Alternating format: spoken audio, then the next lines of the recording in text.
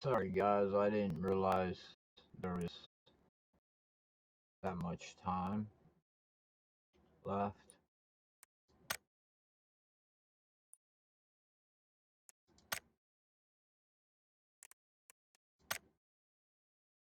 $72,000.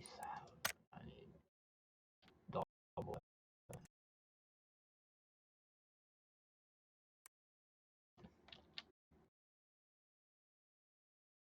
So we're just gonna chill.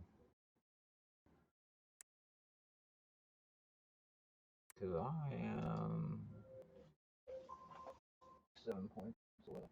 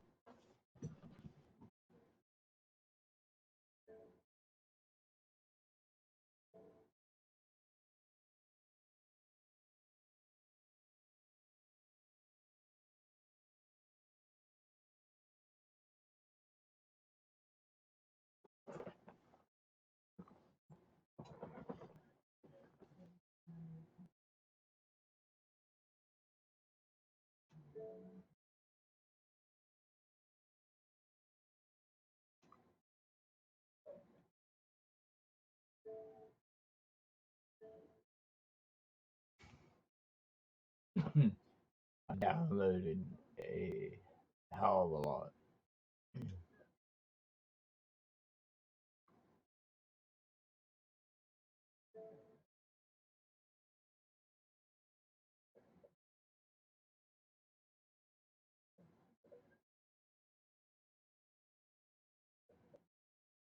All for you guys.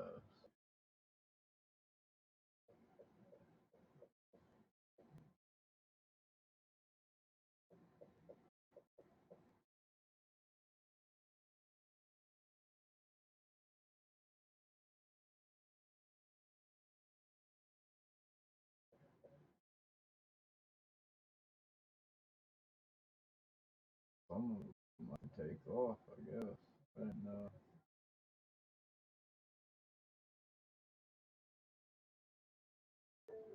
It was like a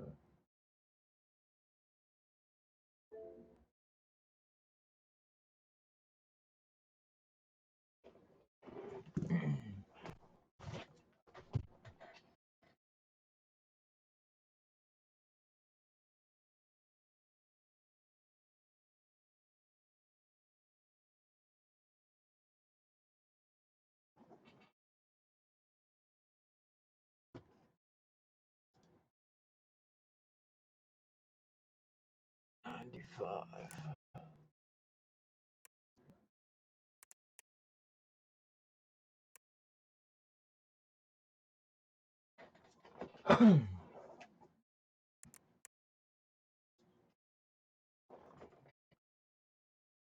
This new map on PUBG is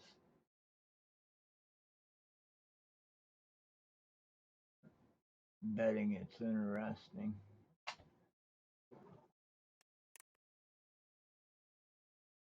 I didn't see it on the computer though, on the PC version, and that's odd.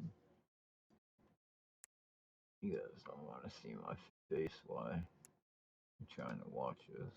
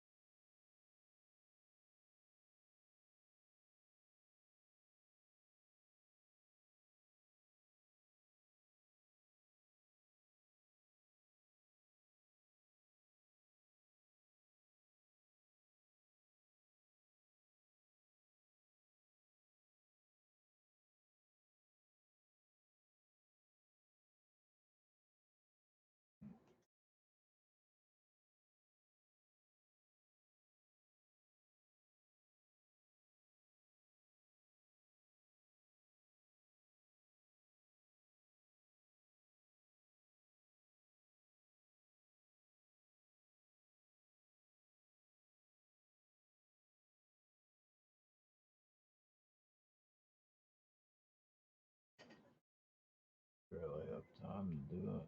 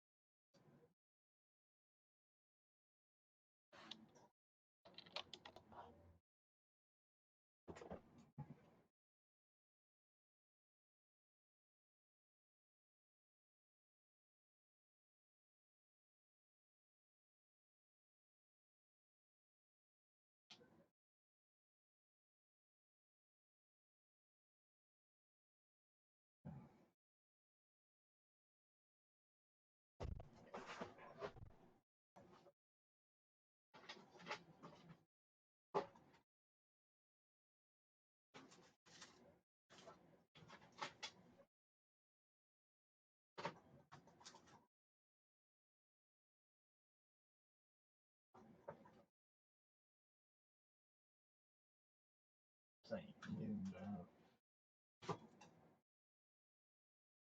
second time I seen something like that.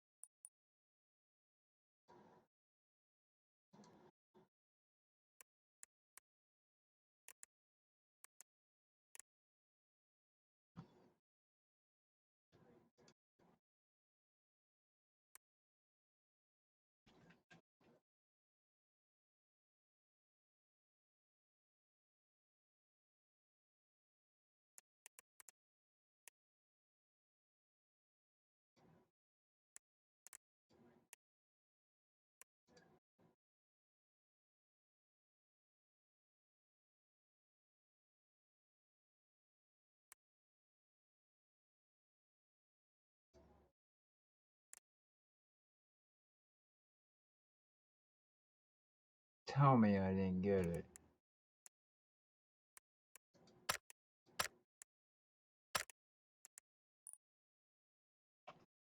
Damn it.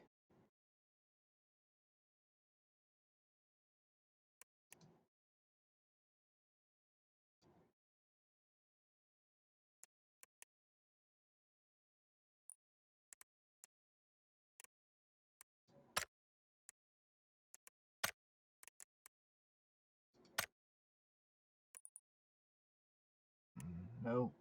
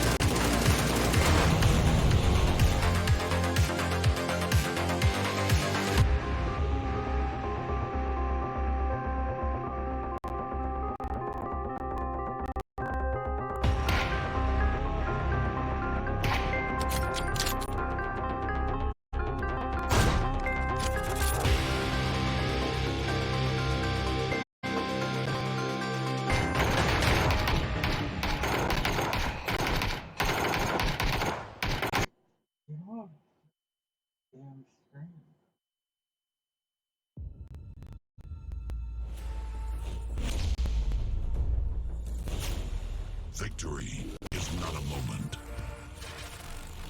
It's a journey made up of choices.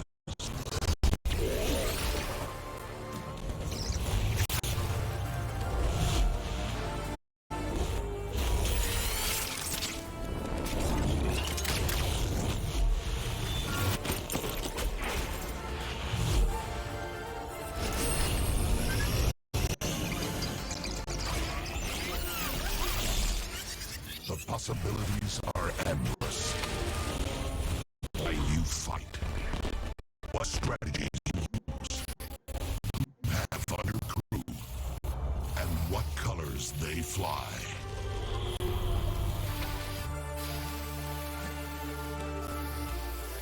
All these choices end and begin with you.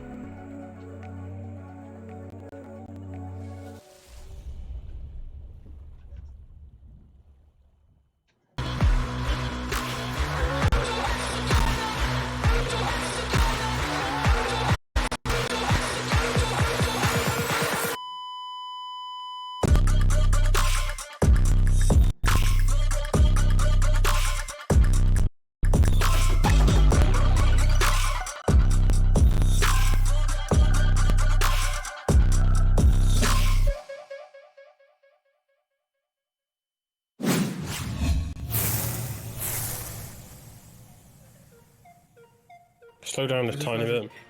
We want to go in the right side, by the way, I think. You don't want to go in the front. Yeah, heard you. I'm coming to you. Concentrating you. Shoot. From the east. We're fighting for this. He's in the upstairs side room. Not on me. Me cars, 2 cars. Not on me. Nice. On me, one. On me. 2 guys Yeah. on me. Yeah, one's the other side of the barn. Okay. South, my side. One's my side. Knocked. Work on my side. What's it? A shack on me? Upstairs, one. Shack. Last guy not. I'm One down. knocked me, one in the shack. Last guy in the shack. Last Knocked guy, an he's eight. on the north wall. I'm healing. I'm healing as well. He's inside, pushing me in the bathroom. He's reloading. That's all. Guys, can I have a smoke on me? There's in the other room across from me. Or the closet on your right. Yeah. I'm blasting front door. Yeah. Don't pick. Figure out where he is. Get me outside. Figure out where he is. He's in the side room, east.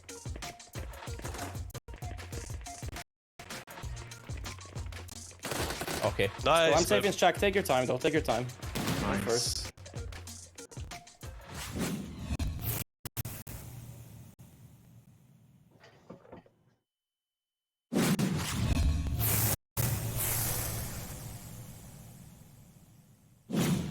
Polish power, 15 plays the bullshit another way they would have wanted to start off this one. Woo, in the meantime, full speed sends it right into the open arms of Ascent, and they say thank you. Oh, yeah. The flash bounced off the back of his head. Yep. We're getting late into the game now, so blue is gonna hurt. It's gonna leave the advantage with Stardust. Stardust takes full of it, finds one. As well, yes, pulling up. Actually, as I say that, we are missing one. We'll see what they can pull up here. Iroh instantly double headshots means a perfect way to start that engagement. Actually, Lyran going to double down. Scav will fall now. Lyran actually on this wide wrap on the edge of the compound. Odin actually going to get picked up by Nuki, but the response nade for esports absolutely destroying. He's in a position to play spoil on Polish power here. Now, yeah, that's right. Gets one, gets the second. Grunio doesn't get it, finds the third. There's just one more taken down. Grunio ain't there. He's on the other side of the ridge line, and just like that, Polish power, they survived the three-way fight just to be taken down by the snake on the other side, and somehow, Matt inside, they all have to commit to the wrap around the same position, but Hobbits around the side, lump the flashbang on his spots one, gets the second one now as well. Batulins missing a few shots. Dancing finds the other. Batulins finds one in return, finds the second, but it's gonna be Dancing around the side to seal. But esports couldn't get anything off it. Oh my God. I say that live. Finds once more. Clean head to Gustav. Going to find a little bit of damage onto the knock, so creates a bit of pressure around this res now. He's come back through. He's found Lindsay as well. How is he being allowed to take this one? Oh my God! That's the last as well, Lyron! Went out just before as well to clip the solo, but just didn't take us any further. Vasco's heels are getting blown off as we see it. Shotgun comes through, finds my Oh him with God. the second, and once again it's the solo players. Kevlar's helmets are looking good for them. It's a big tag onto Squeaky there with that nade. Box. Well, simple top, and actually Dante will find the second, will find the third as well, actually onto Leosh. Finally, Extant, potentially. For esports, actually did drift down south, but actually Navi looking to pull up onto the junkyard. Alamo in a very good hold from Hal. Get something going. Now Austrian Force, 2 players left alive trying to fend off here. Full push comes through, Silas finds one, finds the second. What is going on here? Chris nowhere near to assist, and Brexco knocked Miles behind, and this just... It's not all that much damage done. Tim has an MK14 to fit with as well. Up into more weaponry available. Scam in the meantime, yep. Solid one coming through. Nuki though instantly there to respond. Northern Lights will be taken out, but Spiro finds Vard. That's elsewhere on the map as we now see. Nuki again up close threat here. Deals with one, deals with a second. Can't quite find the third. Frost and Mar there to defend, but in the end it's going to be Fellas on the push on forward.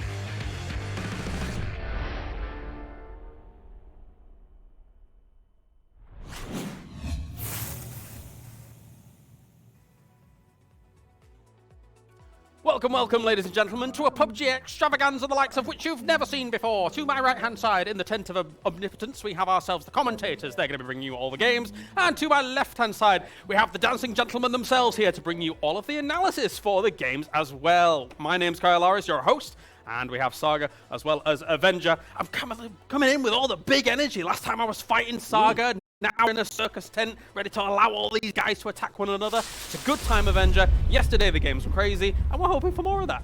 Yeah, we're hoping for that to continue, and maybe Question Mark is going to be able to close it out and be even further apart everyone else. Be 50 points, 60 points, and they're basically going to win the whole thing once we're done with today. Yeah, Question Mark looking absolutely fantastic. Saga, of course. I mean, it's not the fact that they're able to get themselves victories here on the board as well. It's the fact that they're ever present in podium finishes, top fours, etc. Very, very powerful. It's been a huge resurgence after week one was, it wasn't terrible for them, but they were certainly one of the teams to make up that enormous mid-pack that we had coming into things, but they've very much separated themselves as not only a contender, but maybe even the favorite right now for the top spot, considering that the gap that they've actually been able to create. But we've still got 10 games to go. The competition is still very fierce, very tough teams waiting to fight for that top spot. Yeah, Wintropic not here. I think everybody's eyes were fixated on Northern Lights being that favorite. However, maybe things have changed. We'll see as time goes on. Let's take a look at the schedule for today. We have 5 games coming at you throughout everything as we will be moving through not only the desert, but also the grassy pastures. We've got those 5 games coming at you. We're starting with the grassy pastures of Erangel. 3 of those coming at you, and then 2 Miramars later, Avenger. So Northern Lights is going to do great for 3 games, and then we're not going to see them. Hopefully they'll do well again on Miramar, obviously. Here's the total leaderboard right now. As you see, 35 points lead. That is quite a lot. With a good game here to begin with, that will mean teams would basically need the entire day to catch up here. So we definitely need somebody to stop them. Otherwise, they're going to be running away with things. Unless, Northern Lights, they pull on Northern Lights and come up in the last day and have a record-breaking day with, 2-3 wins and a lot of kills to boot. I think that's what a lot of people are even expecting to a certain degree. They have sometimes been late starters when it came to tournaments, but something you alluded to earlier, Saga, the heavy mid-pack that we currently have here is keeping the tournament extremely competitive. minimal amounts of points separating teams from a huge gap between them. If we look once again at the scoreboards, you're looking at 114 points to put you in 6th place, 111 down in 10th. It's so incredibly close, and there's so much movement that can come through. The big issue is with a team that has come up sort of through the open qualifiers, who wasn't really in the mix for the PGC points at the start of the event, currently holding on to the PGC slot for guaranteed entry to PGC. It means that the rest of the teams who needed those top place finishings, it has to be even better now. They have to dislodge them from the top to really give themselves a shot at getting to Dubai. It's almost impossible at this point for any other team, even with 2nd place here, to be able to take that 8th spot. Possibly we're looking at one of the MEA teams grabbing 3rd to take the spot away from BBL, because with question mark taking 1st or even 2nd would mean that it would be impossible for any other team, unless a team like Fellas or Win or Die, they take 1st away from question mark. Yes. Then it's likely that it's just going to be Heroic that's going to be pushed out and question mark jumping into that top 8. I think it's important to note with that Stardust, Howl, and Foot are all in positions where they could potentially strike out for those points later on down the line, because they have considered or kept themselves alive in that mid-pack.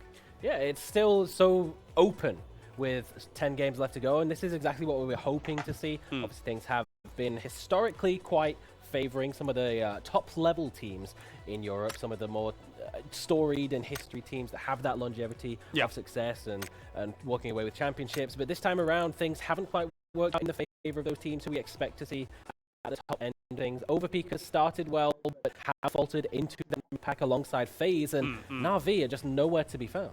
Well, let's take a look at the Twire standings at the moment here for Fantasy League. You guys are playing along at home as well, and I'm sure that you're all probably doing a little bit better than us, but we're doing all right anyway. Especially, you know what? This is how you know that we earn our keep, ladies and gentlemen. The entire desk. 1, 2, 3. Avengers in the 3rd. But Saga, ultimately we're doing pretty well. Yeah, it could have gone much worse, especially considering Saga. the fact, that you came out here on week 1 and were like, we're going to clown your picks somewhat. Hasn't quite worked That out. is true, yeah. Now it's looking really good. Obviously, your Wonder Point extends has really carried you you forgot through how everything. to play the game yesterday, though. Yeah, that's true. I'm going to be perfectly honest. You came out at the beginning of this saying, I'm not too confident in my picks. Yeah. You're saying we're clowning. No. I said I back an underdog story, the teams that did really well in the elimination phases. Yeah, of course. But, it would be great to see the Na'Vi underdog story come to fruition. Yeah, exactly. I picked the big underdogs, of course. Example, a guy never really was. No, he always every tournament, regardless of what goes on. Unfortunately, Navi's not quite gained a head of steam yet, though. Avenger, I think is fair to say. Obviously, this is not the total numbers. I think it's just from yesterday. Yes, it is. And I too have had I had 2 underdog picks, a Silas and a Scav. They did well in our group stage, and then of course two big rollers in Example and Fakes. They always are able to compete at the very top. Great. I was hoping to see both us and Scav have the same performance we saw in the group stage, considering the vast majority of the teams in here were playing in the group stage. Obviously, or all of them, but they were playing against them and they did extremely well. It's still good to see us at the top. There are, of course, better teams out there. Some of you guys out there are way ahead of us, and it's looking very good. But I would say right now, I think the way that you've been able to kind of structure your teams for Fantasy this time around, you've been able to have insane amount of possibilities. Also, we've had some crazy performances, some really, really cheap players talking below 20,000, below 18,000. They've been able to put up an insane amount of points. Yeah, definitely so. So you can tweet at us with all of your fantasy leagues and tell us how your teams are going, of course. And you're probably doing better than us, so tweet at us with that, because that's what people usually do when they're doing better than us. But not when they're not doing better than us. It's kind of strange. But beyond all of that, we have ourselves teams to talk about, because let's go over the fact that question mark is currently in number here, and I think it bears repeating that Frost has done excellently with the leadership of Aduzi. We even heard it from him in the interview as time went on here, that they are looking at PGC as the grand goal, and right now they're bearing down on it quite heavily. Yeah, I think for all of the teams here, the end goal at the start of this was to qualify for PGC, and it remains that way, but for a lot of teams, it's more realistic than quite a few others, and there were so many possibilities at the start of this, and we knew that teams like Question Mark, who were in their position coming in, in with a disadvantage on the previously gathered PGC points, had to come out and show that they deserved to qualify to the global stage. And Question Mark have made a very, very good statement and really tried to prove their territory that they belong once again on the global stage. So, does Question Mark these 2 days walk away with this Avenger? Because right now, I mean, it's difficult to argue with it. Yeah, there's a super, super high chance, obviously, looking at 35 points out of second right now. And it's just down to the fact that they have not had a bad day yet. They have had 2 above average days and 2 amazing days. But looking at statistics and looking at how it usually goes, when you play 6 days and 30 games total, you're bound to have 1 bad day. And that could happen, obviously, today or tomorrow. So for the sake of excitement, I hope it's today. So we're going to have an even closer leaderboard going into tomorrow, right? Because then it would be basically anyone that ends in first or second of the non-top 8 teams right now in terms of PDC points, like Win or Die, like Fellas, or potentially that the top 3 kind of slows down a little bit today, and we'll have a Howl, Stardust, Foot Esports that's going to be able to take that 3rd place and take that MEA guaranteed spot away from BBL. The other thing to point out is that, of course, we are doing 3 Orangles today. We've even the score on how many of each map we've played so far. And obviously, we know that Northern Lights is very Orangle heavy after day 1 of week number 1. They have 103 points on Orangle, which is exactly the same amount that Question Mark have picked up on Miramar. So the only difference comes from the maps where they've performed the worst. But we're on Northern Lights' favored territory to start off, and this could be the back to momentum building boost that they really needed to get themselves back into the championship winning position. Gives them a little bit of a lean, for sure, as we start off the day. Other teams looking down the pack a little bit here. Fellas yesterday, to a degree, surprised me, Avenger, in terms of the fact that they got the most points, despite Question Mark having a great day. So Fellas has bumped up nicely. Yeah, 55 points yesterday compared to Question Mark's 54, so 1 point ahead of them. Did quite well, but then again, they are in a position where they need to take over Question Mark. They need to get first away from Question Mark or Final T to take that away from them. And also, they need to outplace Question Mark because they already have PGC points. So, Fellas will need to be in a situation to get second and Question Mark to be below them for this to happen. And it's you know, at hard push. It's a hard push. We need, or they need, and everyone else that is fighting for that PGC spot, they need Question Mark to do bad today. Have a stumble. Have a stumble here or there. One of the teams that did have a little bit of a stumble, I suppose, yesterday is currently in 3rd. As much as they're still in 3rd, still 140 points on the board.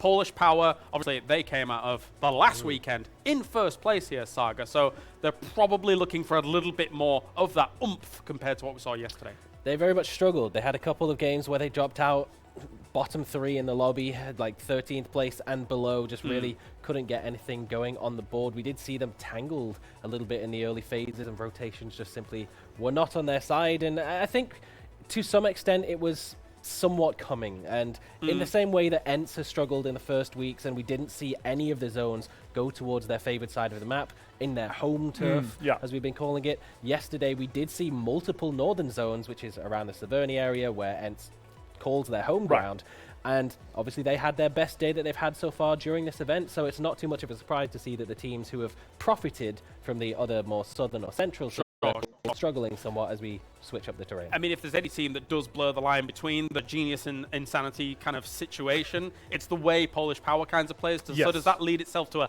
a little bit of volatility, do you feel, Avenger?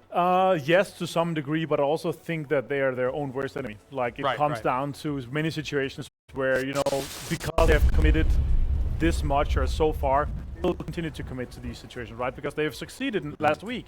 They're going to have to continue to play the same style. But I also do love because they're kind of throwing a little bit of a frag grenade into the lobby, because you don't usually have these teams that will pull up on a compound in first circle just because it's center and they only hear 1 or 2 players. So that's kind of what I love from their playstyle. But then again, all comes down to circles. When you don't have this kind of initial good position in the starting of the circle, that's also why we've seen so many good games from most of these teams, is that they actually have had quite a good amount of crazy circle tests, but close to where they're starting. I actually like that you brought up the particularly their tendency to crash in the early phase of the game, because we heard that in the interview with Gustav yesterday, is that they were looking at the compound to the sort of southwest of Mini Mill to Power, and they said if we see or hear one guy there, we're going to crash. But they heard two, and they opted not to go for it. Obviously, that didn't work in their favor, but if Polish Power sees two, that's a free compound. Exactly. They're thinking 2 free points. There? Yeah, they're thinking this is a 4 versus 2. We should take this. This is a huge advantage to us, even though sometimes compounds can be hard to breach. You have some utility, and especially you don't really have anyone. Importantly, when you're breaching in phase 1 and 2, you don't have anyone pressuring you from the outside. There's not all these teams that are looking on that compound, down in the valley, up on that hill, that'll be shooting at you. They're focused on your transitions, your macro rotations, all these positioning moves that will put you into a good spot for the last circle. All right, well, the scene is set, of course, as we're going to be going to the game soon. Before we do that, you guys at home can grab yourself some new PCS 7 Europe merch with EMEA.merch.org. So check that out. That mug is still very much there, and it's not been added. I went back and looked at the previous broadcast. I realized I'd just never seen it there the whole time. Too fast. I don't know. Yeah, crazy. Because it's sliding in. It's somebody sliding it into the must picture. have bought the McLaren skin. Yeah, exactly. Well, gentlemen, we now have ourselves the game at hand here. Toby, Hypoc. Toby, how are you feeling? I'm feeling good. Happy they didn't show our fantasy teams, kind of. We're not doing as well as. I mean, I'm still confident in my picks. I would say I'm too. But you would be. You changed them. I didn't. I'm actually confident in my picks. I did change my team. Now everyone's laughing, but they won't be laughing once I win come Sunday, so it's okay. Doubt. Hashtag doubt. We'll see what ends up happening in that regard. Kicking off game number 1 of the day here. As the desk set 3 games on Erangel, followed by 2 on Mirrormind. Hypoc yesterday's games. I sat and watched them back both last night, coming back this morning, and I got to say, and if there's one kind of thing that the game is 1 or 2 performances. I was highlighting coming into this as well. So 1v2s, 1v3s, 1v4s. I mean, it's weird because we started the day yesterday talking about Howl being in those positions. Yeah. How kind of, I would say, uncharacteristic, unexpected it was to see them, like I said, across the same event, pulling the same stunt multiple times. So, but you're right. Yesterday, there was sort of, I don't want to say it felt scrappy, but a couple of individuals and duos going huge in scenarios that actually they tend to get cleaned up in. I think I mean, you think back to the Mill Power game. That was the one that really did kind of stick out. Yeah, and we heard from Gustav as well. Sometimes, sometimes things just don't go your way. You got to reset, got to play next, and every team. And sometimes things goes really well against you. We'll hope for everyone that's going to be the case. There's only 10 more games left to play on the champion of PCS 7 and find out which teams will be making their way through to EGC. This is actually crazy as well. I know we were talking about this yesterday as well. Win or die's average placement at CU. Okay. Well, we had one previously. This one's almost a guarantee. As guaranteed as they come, I think. Yes. Ascent and the Woo down there already on Sosnovka. Obviously, typical, well, the usual suspects across both bridges as well. But this is military.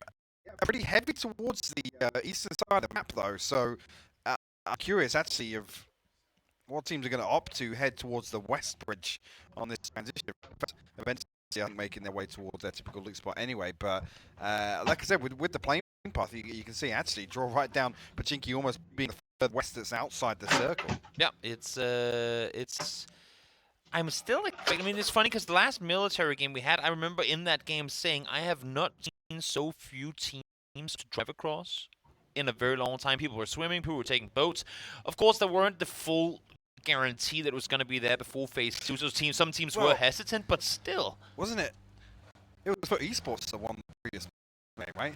Yeah. I think it was. It came down to sending the... on the southern side with Lyra sending it rock in the middle of the open. Yeah, and then great for Iro. Yeah, I remember that.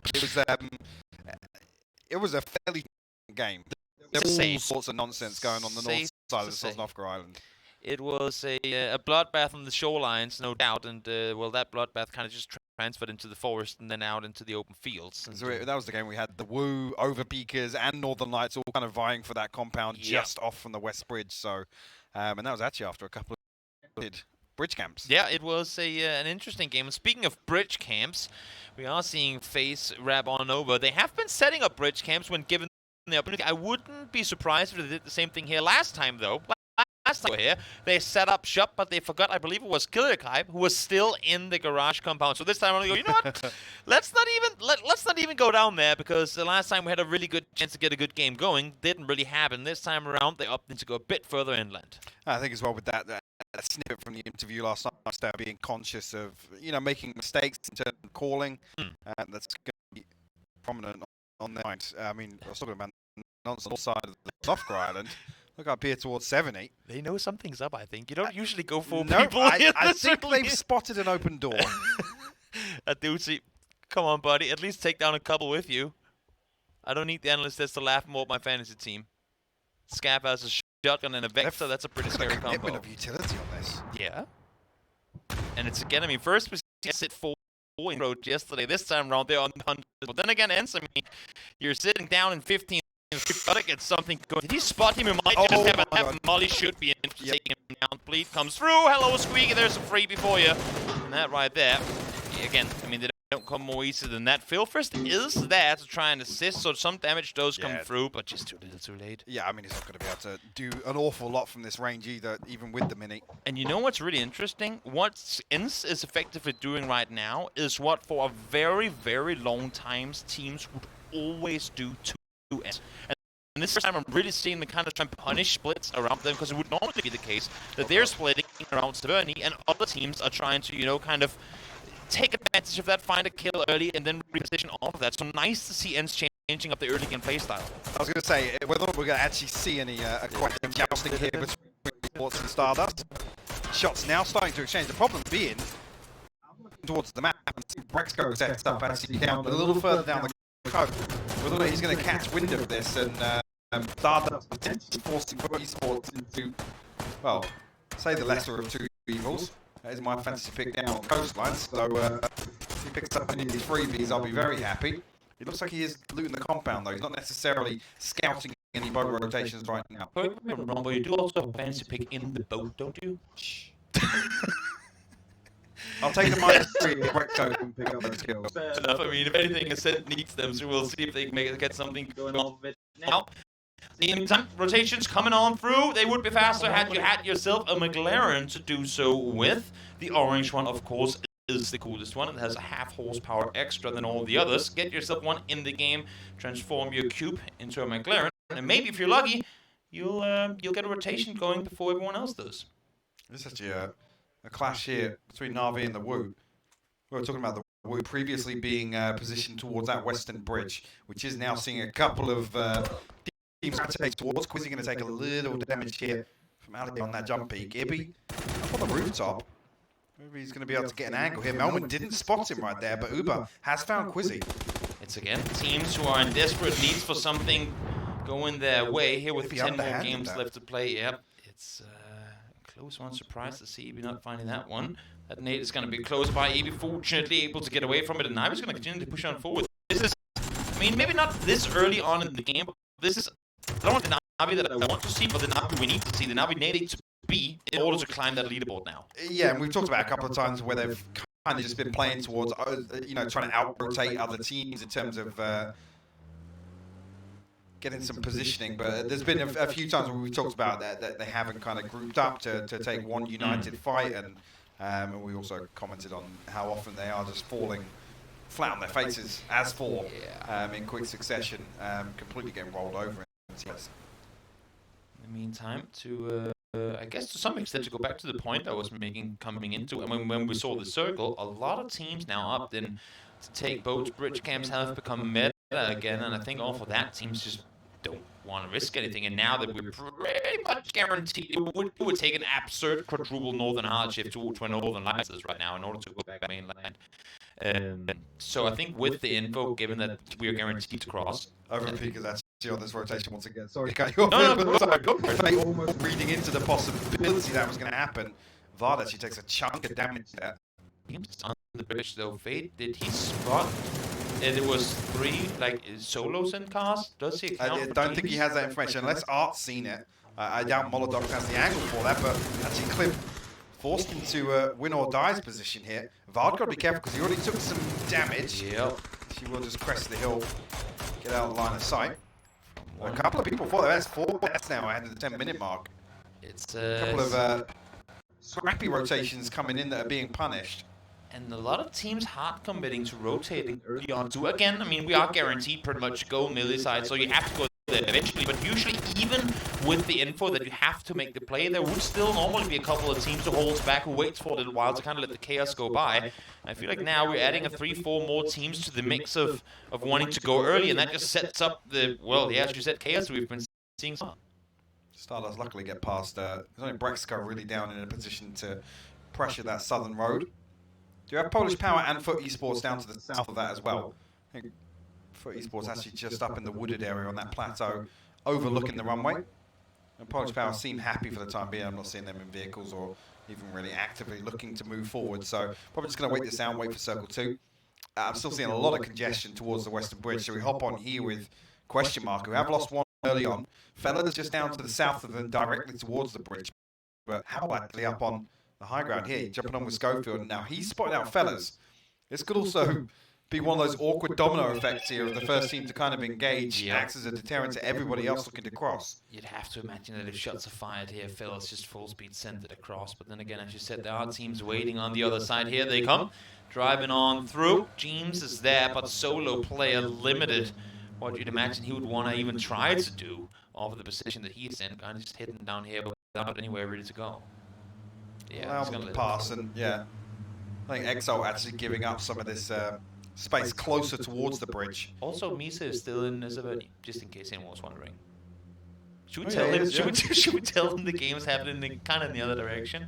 I mean, it was worth the 1 kill point, right? I suppose so. I suppose so. Chillin', he'll get down there eventually. I hope anyway. Still looting. In the meantime, circle out towards the east we go. It's been a little while since we have one of those proper observatory endings. Maybe we'll get down in that direction. We'll see a couple circles from now. If so, Ascend would be very happy with that one going their way. Eyes go towards Ascend. What can they do with this circle? We were asking questions yesterday about, you know, some of the map plays that we've seen, and I don't want to say doubting the decision making, but we did. Well, yeah, but it's seeing them in spots where I think it's feasible for them to make a push towards endgame with a decent stack of kills. And like I said, we've just not seen that moment where they opt to group up, right? Take a team fight, sweep somewhere. Vard, so got to be careful here. Pull up, but actually get a decent amount of damage. Mexi wants to actually find the headshot to put Ruin down. It's as if with Ascent, they only dare to go aggressive when they're in those. So we only got 1 or 2 players left anyway. Let's just try and see what's going to happen, and then it's too little, too late. In the meantime, off screen for Esports and Win or Die, taking a fight down on the southern side, and so far, it's Esports out on top. Iroh does get knocked, but gets back up alive. A team who is wanting to fight their way back up the leaderboard. It's not looking good with them being 11th, but look, I mean, it's just a half-good game, really, and they're sitting top 5. Yeah, and actually, you can see the other side of for Esports here, hopping in the vehicles to try and reinforce this whole of the compound. Lyron with a decent spray here, but if they might have to concede on the res here. They did find the first flush. Actually, Iroh going to come through, find the flush, and actually the knock here as well. Actually, Leosh can get rockable forward. It's just Goose left now for Win or Die. On the backside of smoke, finds another double. solo play, maybe?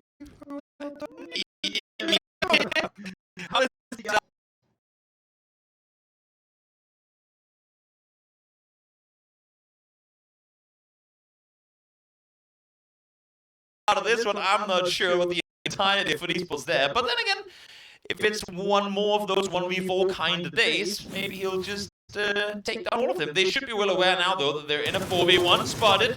Headshot comes across, but little damage done overall, considering that he is finding himself alone versus an entire team. Having said that, one falls, but Nolan instantly there to trade it.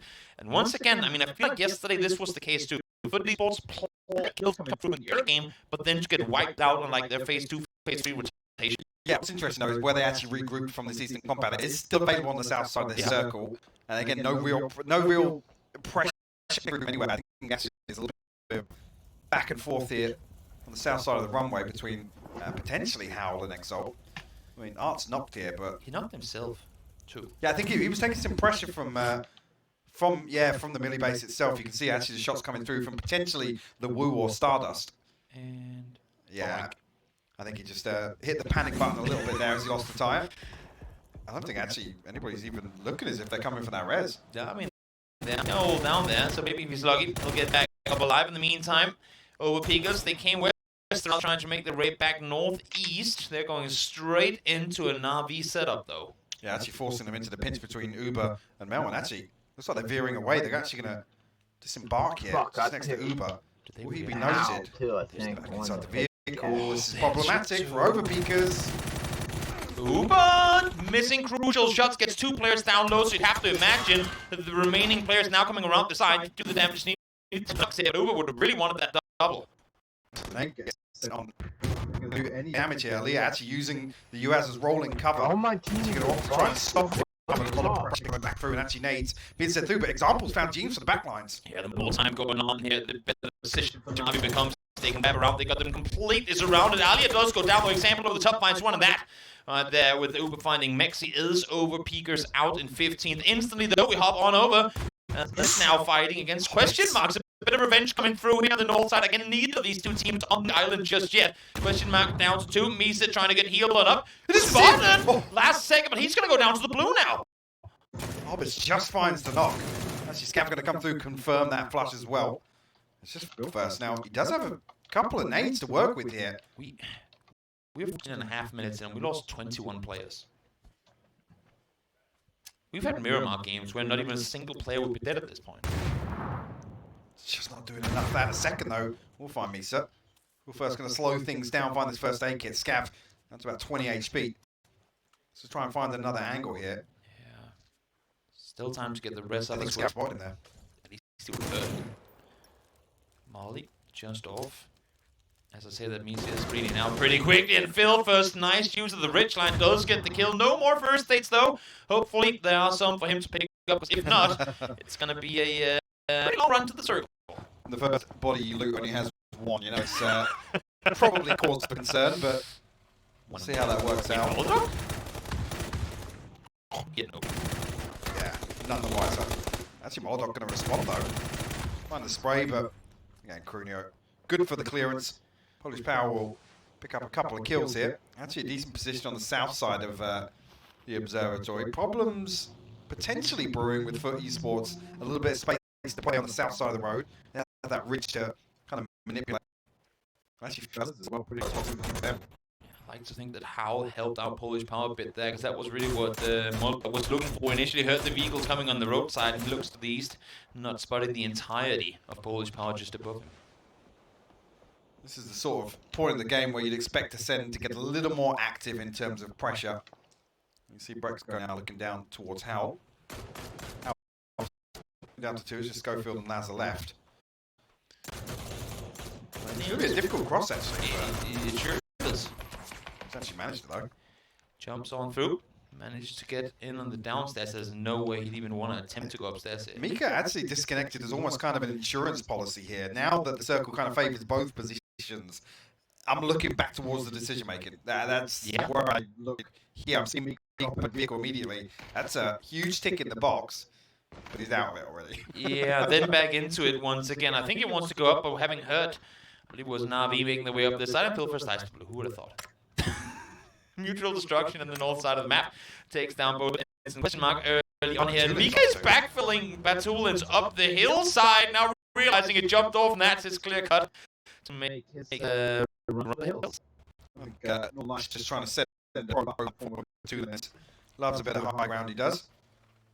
As he's sliding down the hill. He's just doing play dead now. He's just, that's what it is. It's using maximum cover, you know. Pestilok is pretty far out of the zone as well. Yeah. The timing's going to be awkward as well for him. Unfortunate. With the M16 as well. It's getting a lot of camera time, this gun. It is. It is. It's as if people rotated early and couldn't find any better gun. EP take down on the edge of blue. Best of luck trying to stay alive as long as he can. We do have Wu sitting currently in 7th place with a bit of a jump up to Overpeakers, but with both Overpeakers and Winner die out, this would be the game to rack up some extra points, issue being. This is still alive in trouble. Yeah, coming basically towards the 2-2 from fellas and for esports on the south side of this road. Michael's even spotted this out nice and early. And some shots towards him. Best of luck, even find it inside the zone. Yeah, he's just got in. Tag a tree. In the meantime, Tiggery finds Uber in instantly example those there to respond finds to just on the life with Fix going down earlier. Gustav trying to get the peak on over, doesn't manage to find it. Both Gustav and Diggory playing M16s, by the way. Don't find any more damage. Actually, a decent tag there. A second comes through onto Aaliyah, but here's the response now. They've taken a ton of damage, but actually a lot of fire coming in from. That's actually Mika for a step on the high ground to find that knock onto Aaliyah. Possibilities were going to be difficult to find the flush anyway, but it's definitely going to slow Na'Vi down. You have options pulling up to that compound just on the west side of the observatory, so I think it will cause too many issues for them. Slow them down, info gathered in regards to who's coming in from where, so worth it. For sure, they don't have any immediate threats nearby. Elia does, or didn't, I should say, manage to get it off of those. They're both down to approximately 30 HP combined. Fortunately, just come through. They managed to get out of the car on the other side. Now let's see where this one goes. Are we going full on up the hillside? Are we shifting off to either side of the observatory mountain? We are, well, somewhat center once more. It's actually where you look towards the south side of the high ground, really. It's one of those favoured spots. Again, Ascend, we have concerns about how they're going to get down from there. But it's only really Polish Power that's contesting that hillside right now. For esports, the logical second team to throw in that equation. Austrian Force coming in from the east now, with very low rotation, actually. They've had almost no resistance over on that side of the circle, with it starting so central on Sosnovka. Yeah, let's see. Austrian Force trying to make a run on up here. Payne still, solo player on the other side of the road. Trying to find the perfect time to make the crossing. Again, they are inside the circle here, so not really forced to go anywhere. But let's take a look at Northern Lights here. 3 in a car, making the run on. As I said on the desk, it hasn't been the Miramar performance up until yesterday they would have hoped for, but in Wrangle, they've looked as good as ever. Absolutely haven't. I think that's where we look towards how consistent Northern Lights can be, right? It's been absolutely night and day between the two maps, but like I said, coming into a day like today where we have 3 Wrangle games, that's where we do expect them to pick up the slack, right? Just due to the expectations alone. And this is the time to do it, obviously, on day 5. No doubt. For the esports, they need to get things going. They need to get things going now. Up against Polish Power on the other side, a lot of utility damage coming through Iroh. Forced to crawl back down. Actually, Silas able to find the knock underneath the vehicle. See, Iroh, going to be difficult for him to break line of sight. It's not going to be awkward to actually post a smoke on top of it here. Actually, once he pops, the wheel might just catch sight. It's going to get hyper in his favor, actually. Is he spotting the backside of it? No, Silas just can't get the angle there. In the meantime, fellas taking the fight to Stardust. Only Nail Club left alive. 1 kill for Stardust here. Again, they would have wanted a Michael. Now, finding damage on towards him, that should leave fellas with all the info they need. Now, I think Polish Power have confirmation that this is for esports, so the fact they didn't try and pressure that res at all. Now the utility coming over the top, I think they're realising with the smokes going up. Chris applying pressure to Austrian Force as well. They were the threat coming in from behind, but now they have to be worried of Ascent over the hilltop. Foot esports don't really have that same pressure on the to work with. Cappy's position in this engagement is absolutely key. Iroh's actually going to find the knock. Now we look towards Cappy to definitely get something done with that angle, and he does. He's going to find Lyra. Master onto Odin as well, but Western with the response. Yep, the instant responders from Foot esports coming on through. Cappy peeks on over, finds one more. It's a 1v1 situation here with Western and Cappy, the 2 young guns up against one another. Nade in hand for one. Peeks on forward and Cappy able to get the triple for that Western written all over it. But he managed to deny not only that, looks to be like he's going to be able to get all 4 back on their feet. Like I said, you look at that there on the X-ray, you see the position Cappy is in, just waiting for contact to come through, baiting Foot esports into that push, luckily clutching things out, making that bridge work wonders. Perfect play on his part, gifted with the circle coming their way now as well. Austrian Force, again, I mean, their ball is just that much deeper there. Even if they want to try and push somewhere, for starters, they have Ascend above them. Secondly, that push up the hillside out of the ball, then into the next step on the other side is simply too long for them to really have impact in time. Should look toward this is the sort of concerns I had actually. Now with Northern Lights finding themselves on the underside of the high ground here, they're kind of keeping Ascend in check, right? Yeah. Keeping them in line for the time being. Howl, obviously, the information's there for Ascend. I don't think Northern Lights are going to have solid information on that side. They said there's a weakened team down there, Tixu with a fantastic spray from range. That is a beast. Actually follows up with a mini as well. Beautiful stuff. Such a good angle underneath there. He's able to get the flush confirmed on one. Let's see if Chris can steal one away from them. Elliot doing 360s on these. Trying to make it a little more difficult. Not going to happen though. Mika is going to be the one to find the knock. So that one goes in favor of Ascent. Navi now in the meantime realize we can't make the hard wrap around. We need to just commit inside here. Well, I think that's 2 now. They've got 8 kills on the board as well, so that can put them in a to take a few more risks. Absolutely beaming Malman as he comes through the opening in the fence there. Mika actually putting some damage down as well. Towards that decent tags actually on towards Uber. And this is nice understanding from Northern Lights as well. Many other teams would have tried to make that push early, but now going, if we have to play this one slow, let's at least deal with the threat next to us before anything more happens. Uber finds one more. As Nail Cup goes out, more placement points now going to be guaranteed for Navi, I should say. As failed, obviously they've heard all of this. They're just ready, waiting for Uber to come out that building. Wait, what is he? I mean, actually, with a lot of early criticism, I'm looking back towards the leaderboard now. Not 100 points. Technically, with everybody now between 5th and 11th going out. Yep. I mean, this is going to be the big game, but. They're actually within touching distance of actually contending here on the last day, which is a wild concept. And that's what's worrying, right? Because it has not been a Navi Grand Final so far, but still, they managed to kind of claw their way a potential good game away from a top spot. But they have a Navi day. I mean, that is GG tomorrow, no doubt. Even question mark would have to be worried, but of course, still a while away from that one.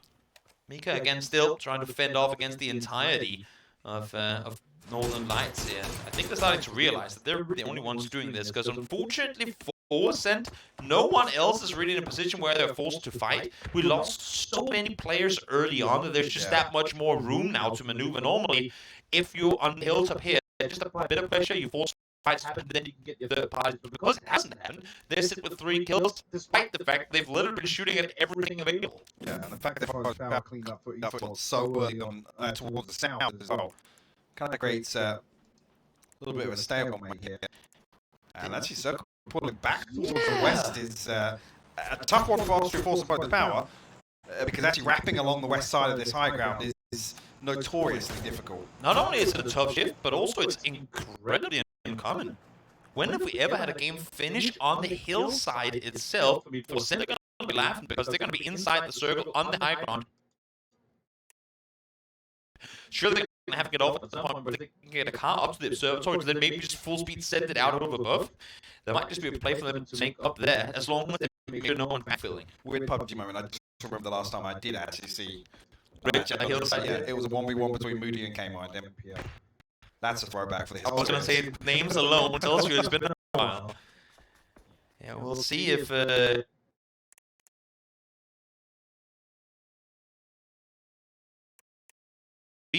Crazy ending here, maybe it's the heal off the jump off for Ascent on the ridge line. I mean, for Ascent it's good though. As much as I like seeing them go aggressive here and try to do damage, I'm a little worried for the ammo count, because obviously they've been sitting up here pretty much the entire game, shooting down without any real opportunity to get reloaded or to get looted on up. Yeah. So should they come down to a close quarter fight in the end, because not enough damage was done, I mean, ammo could be the deciding factor in whether they come up victorious or not. I mean, it could be. I'd expect this to if it does end towards Fellas, like literally in between Rust and Michael, that would be the concern. Yes, some utility burn up here by Polish Power. Good. And they're just still outside the circle. They've still got a little more space to cover. 19 bullets for Mika, but when you're served on a platter like this, you have to take this shot. They're sitting down there with nowhere to go. They got the smokes, as you said, you can see all of them. As soon as they get rest on up, they're going to be using them as well. Fellas now realizing, wait, they're over here somewhere. If we apply just a little bit of pressure, one nade, be a team by 4 kills going our way. Actually, though, it's Siders on the underside of Ascend who's putting a little bit of pressure onto Fellas. And that might just be the saving grace for Polish Power. Maybe bounces not far enough, though Norki's able to stay alive. And again, I mean, okay, Mika does have quite a few bullets in 7.62, but last few left remaining for the mini. Siders honestly bailing out Polish Power. It gives them at least a chance to get people back on their feet. Lou actually trying to post the nade on the inside here. Needs to tag onto Tiksu. Well, the flash is going to come out the window here. It does indeed. But Perfect is going to land the nade regardless. Perfect is doing it all for Northern Lights so far. It's only 3 on the board, but now the floodgates have opened. Yeah. A ton of damage coming back onto Polish Power. Oh, kill your Kai. You gotta hit those Happy smiles out in the open. Let's go down as Northern Lights, switch to them in a matter of seconds now. As much as Polish Power looking good before, it's just Cappy left on his feet trying to make anything happen. As I say that, actually, no, sorry. Crunio prone down on the backside ridge as well. He's got to make a run on forward, though. Cappy's inside the circle, and I think for now, he's going to be alright with no one really having a line of sight. Though, playing right down behind the hillside, he's going to be the first threat, I suppose, towards the east. Chris has just actually found a confirmed arrow as well, so some pressure coming downhill once again. Unfortunately, for Northern Lights, Ascend can sit here for at least this next shrink. I saw some of them jump down a bit before. You can see here Lewis, well, AK in hand, finds one, then the double headshot to follow on the next solid place coming through. Northern Lights, 5 kills for them. But we're saying that the Wrangle's been looking good for them, and this is no different. Crunio trying the mad dash for it. Really can't get to find that headshot. Unable to really confirm that, but Crunio bleeding out so quickly now. Yeah. Cappy's got no choice. He's got to let that one go. It's got to be knocked 4 or 5 on him again. I mean, Polish Power doing as they do best, been fighting all game long. Chris now finds one, almost gets the second kill. I gotta find it, but here comes Chris. Full speed forward. Able to not take as much damage as I feared he might. Ascend here, 10 kills. We needed to see them come out of the form. And so far, they have to claim this. They have to bring it all the way home in order to climb further up that leaderboard. Perfectix allowed to survive for the time being, but not really in a position to have a say in the conclusion of this game. You gotta assume Ascend are gonna look to clear him first. So actually, as I say that, Mika comes down to the other side of the circle here. Painter's got a Groza. This could be a freebie sitting for him. I was just gonna say Ascendant Snakes. I mean, it's the art of getting picked off one by one. It's kind of been the name of Ascent's death, really, so far in this grand finals. It was tough to see. If they had the exact same thing happen, I think it's now Kilikai is split off. They know there's a Polish power player down here somewhere. You can see the remaining 3 looking towards Northern Lights, but they've left Pains completely open behind. Yeah, they have. I think they've almost given up this side here, but okay, Rexco, I see. Wise to it. Not sure if he knew or if that was very fortunate looking that direction, but they're well aware, at least under the circumstances. He was there, Kilikai. Must have seen him surely. Finds him as well. Cappy goes down now. 4v1. 13 kills for Ascend. Will be 14 as they claim themselves a win. A much needed one. Absolutely. It's the sort of thing, seeing them comfortably actually take control of an endgame from that early position. They came active at the right time of the game. In my eyes, it was some of the teams were forced towards that high ground. Textbook play from Ascend in this game. We question them. Phase 2. What can you make of it? 14 kill win. I'm sure they'll be well satisfied with that one. Now let's take it back. Conclude game at number 1 of the day.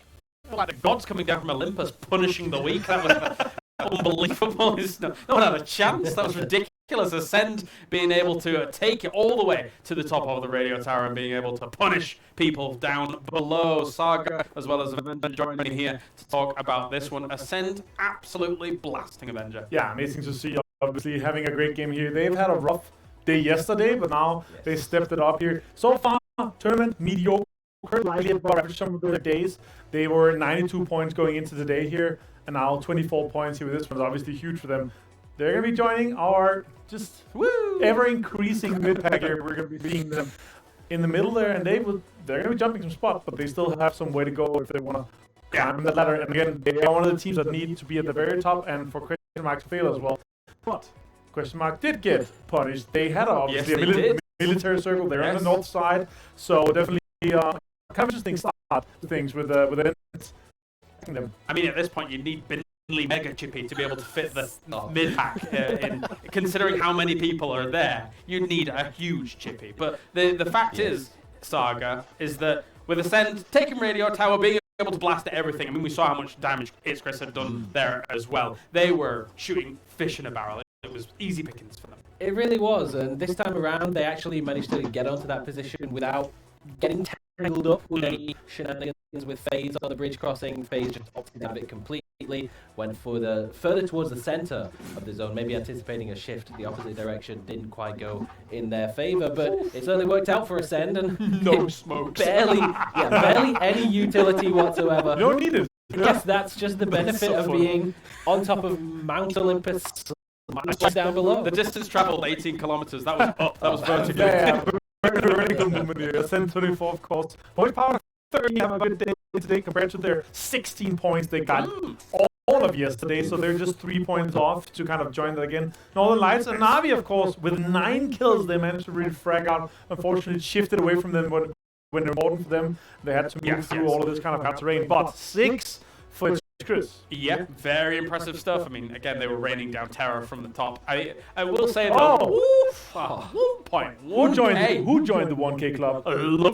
Lovely indeed. And I think that whilst we look at these numbers as a whole, though, you brought up Polish Power, and I do want to mention them again here. Also, take a look at these because, quite honestly, if it wasn't for Cappy here, Saga, I think they probably wouldn't be happy. No, exactly. Yeah, we really had a lot of our young player Pokemon battles this time around. Scav versus Phil first earlier on. But no, Cappy was definitely the right choice in that situation, getting the better of Western. And it was such a crucial one because there was no one else third partying it. Even with the with vision on just about everything in the zone, they actually had a little pocket of space where they were actually safe from the gods above.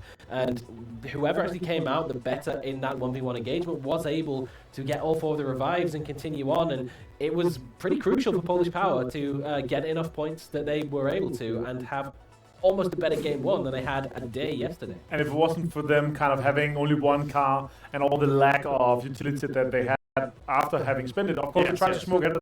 I'd like to see them go a little bit deeper, maybe try to creep in under Phyllis' position to be in that low ground and then play upwards. But they got stuck there, their car, they had to stop, and then obviously everyone focusing them from the very top. One of them, obviously, it's Chris, our player focus for this one here. 1K clubber, 6 kills. The amount of damage that these guys were able to put out from the very top is just insane. And it's just a nuisance, right, as well, because you're losing all your utility, you're having all your meds, stims, all this is being used. Yeah, definitely so.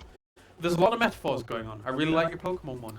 I thoroughly appreciate that. You got your Charmander in Cappy, you've got Squirtle in Scav. I don't know why it'd be a Wasp in my head. And then you've got Phil First, who'd be the Bulbasaur. Even though Bulbasaur's not as cool as Phil First, I think. Yeah, true. So that is fair. Similar hairstyle. You know what I would like though? I would really like to have all our young guns to be like participating in some sort of content. I don't know what it is, could be. Yeah. We'll maybe think about that. And all our 18, 19-year-olds are gonna have to fight in some sort of different game. That'd be really fun. Who do you look up to as a player, and who's overrated as a player? Oh, well, yeah, it does. But it'd be interesting to kind of ask them about kind of like their outlook on even the pro scene as a whole, for sure. Because they've been looking in for quite a while. I think is fair to say. All right, well, that is the game as we've had it as a whole here. So exciting stuff so far. Ascend able to get themselves a great victory on the board, I think is fair to say here, Saga. And beyond that, were there any other teams that you were looking at for cheeky military base anything? I think we've already touched it, but Na'Vi, again, we saw the amount of kills that they were able to pick up. They crept their way over on towards the military island. They swept the western side of the zone in very classic Na'Vi peak edge play style, made sure that there was no threat on their back before they made the push onto the ridge line, and that was pretty crucial in them holding on as long as they were able to. Well, Northern Lights is one of the other teams that was trying to garner themselves some decent points in this game. Let's hear from them going up against I think Na'Vi is a balanced team. Sometimes they go super fast rotations, for example, with the boat to Sosnovka Island.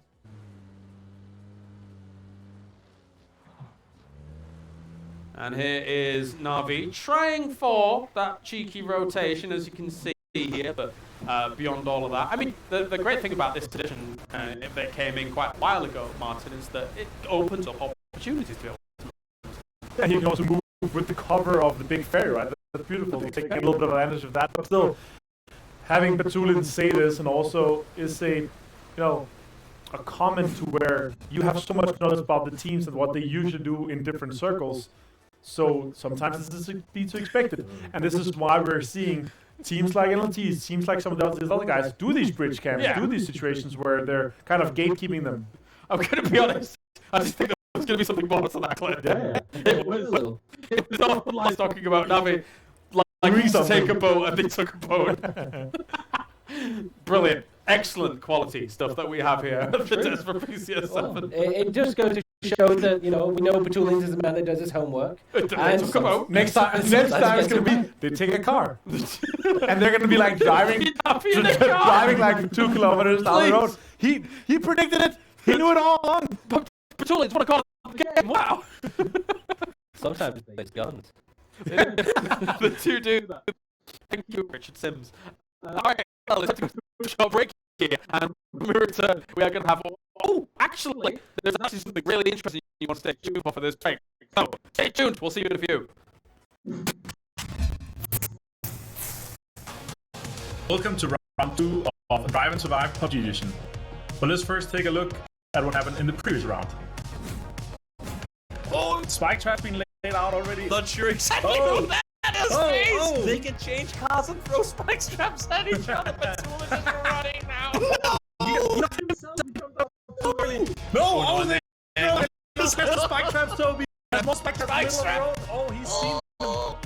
Squeezing their way forward. There you go. Oh, yeah, finished. Teams must drive from the start, point A, and cross the finish line and B, following only the route provided. Between point A and point B, there will be required checkpoints that the teams must pass. Teams are allowed to take shortcuts, but this comes with a high risk as there are spike traps laid out on the roads. And lastly, players are allowed to shoot at the wheels of other vehicles to make it harder for the other teams to cross the finish line. And now let's take a look at the track for the race. There are 3 checkpoints. The first one is at school, the second one at J Compound, the third one at gas station, then you have to go through Yasnaya to the finish line. Let's see, there is the shot fired. The race has come off to a start, and this time around it seems like it's Northern Lights who starts off first. Oh, straight into the spike trap, Toby. That's unfortunate. Navi going fast. Oh, they're spinning out. Facescan is too. There's so many spike traps everywhere. Tropic's looking good, but no, they go straight into the spike as well. And they all have to swap vehicles just again now. Fantastic thing to get here. This is actually fast, Toby. He's going pretty fast downhill. We call it drive and survive. This is more like drive and spike trap. It's all about avoiding them, but it really ain't too easy to be honest. Navi again though, this time around in first place, coming off to a pretty good start here. Okay, NLT and Tropic fighting, and now Luca Rooks popping tires, making sure that NLT does not have any vehicles. They want to swap himself. Facecam wants to swap too. It is a little less chaotic when there are 4 teams instead of 8, no doubt about it. And everyone now, as I say that, I was gonna say in fresh cars, but nope, not quite the case in Tropic. Losing tires once more. That's unfortunate. Going through now, they're the last team in place, but they have fresh tires. They could maybe, with good speed, just pass other guys. No, that's a good tire pop. Another one coming from Spike Tap. A lot of vehicles already. Shots are coming in. Take the choice of what gun they want. I think I can hear a revolver on Navi's side. Getting very close. Damage is being put into Navi. Close. Oh, that's fantastic driving from FaZe Clan. It is. They managed to spin them out as well. Now they continue going full speed forward. I think they still have all 4 tires on their car too. You can see Navi firing towards them. Northern Lights now catching up to Navi as well. Oh, that's some cheeky spike traps right there on the white lines on the road, Toby. FaZe Clan trying to send it through. Still good on tires. Now they can spend all the bullets that they have on popping tires on the rest. Oh, there's a spike trap. They lost 2 tires. More tires are lost now. They're forced to change. They have to. There's a count just on the other side, fortunately. But where is Navi? Where are they? Tropic running. We saw them in the picture down there. They're sprinting, but here comes Navi. Full speed in from behind. Can they catch up to FaZe Clan? FaZe Clan is getting through. It looks like they're gonna be the first through the finish line right here at the oh no! No. Okay, so Navi first place for FaZe. Yeah, FaZe first place.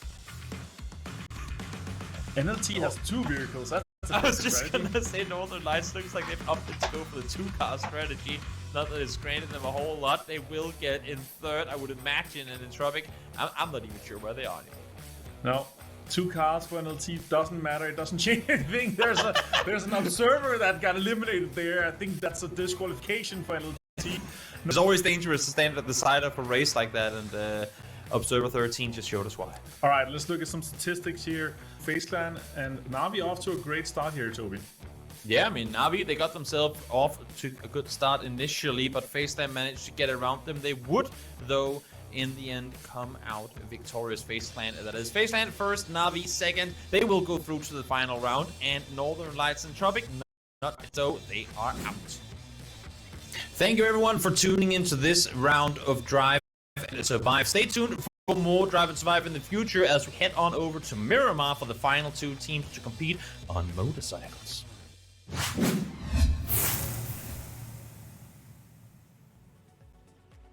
I was told there was only 2 episodes. There's more? Is there more? Yeah. There's more. Fantastic. We're going to have the finals more. It's only 2 teams, but it's going to be pretty cool on Miramar.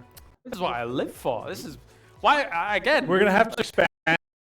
32 teams I is want, going to be... I want a full tournament. A full-size tournament. They've been keeping it secret for a while. They have. They share. didn't even tell it. Genuinely, they didn't even tell us coming here, and then all of a sudden it just shows, and they're like, "Wow, look at this! It's really cool." I love it. I love it. I absolutely love it. All right, that's it.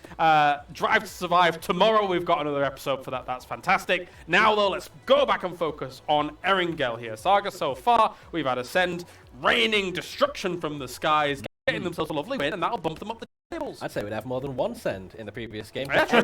Fully sent it at mark right at the start, and we identify, at the beginning of the show, question mark needs to be dislodged from probably not only first place, but top 2, top 3 for a couple of these teams, Ents included, to have a chance at qualifying. So it's really great to see that they're taking the initiative now before it gets too late and really hunting them down while they have the chance. The problem is that they still got 4 kills, and if they continue to get these, squeezing out these kills here and there, it'll be points today and tomorrow, which will still probably end them up in first or second place. So already here, 179, still a lot of points ahead of 2 teams, where the other 2 teams that are chasing, they are still in the top 8. It doesn't matter. We're talking Fedas, we're talking Win or Die. These are the teams, even Ascend, that jumped into 7th place with this. Yeah. They need to be ahead, and far ahead of question mark here, and they're still in a really good spot. Definitely, though, question mark will be concerned going into these next games, because there is a potential flex out from some of these teams, especially those kind of bedfellows that they're dropping very close to. They're going to have to keep their eyes out, because when you have a target on your back quite like this, and especially, as you mentioned, Saga, the fact that people are trying to take that initiative, not like in the last 2 games or something like that, which we see sometimes, and it's like a bit scrappy and kind of pointless, but this is with quite a few games remaining. There is potential push and shove here that could occur. And particularly with the way that the flight path worked, the zone worked, and how far away the engagement happened, where a doozy literally couldn't have been in a compound further away from the phase 1 circle and still got 4-man crashed with vectors and shotguns. It just goes to show that there might not be anywhere that's safe on the map when you have a target of that size on your back, because the lead is so large and teams have to overcome it. And all of these teams want to get to PGC, and that's why they will take these drastic moves. But now let's head on over to the commentators. Another drastic move here to bring in Toby. It wasn't with that. It was quite smooth. Chill move. How you doing? Good.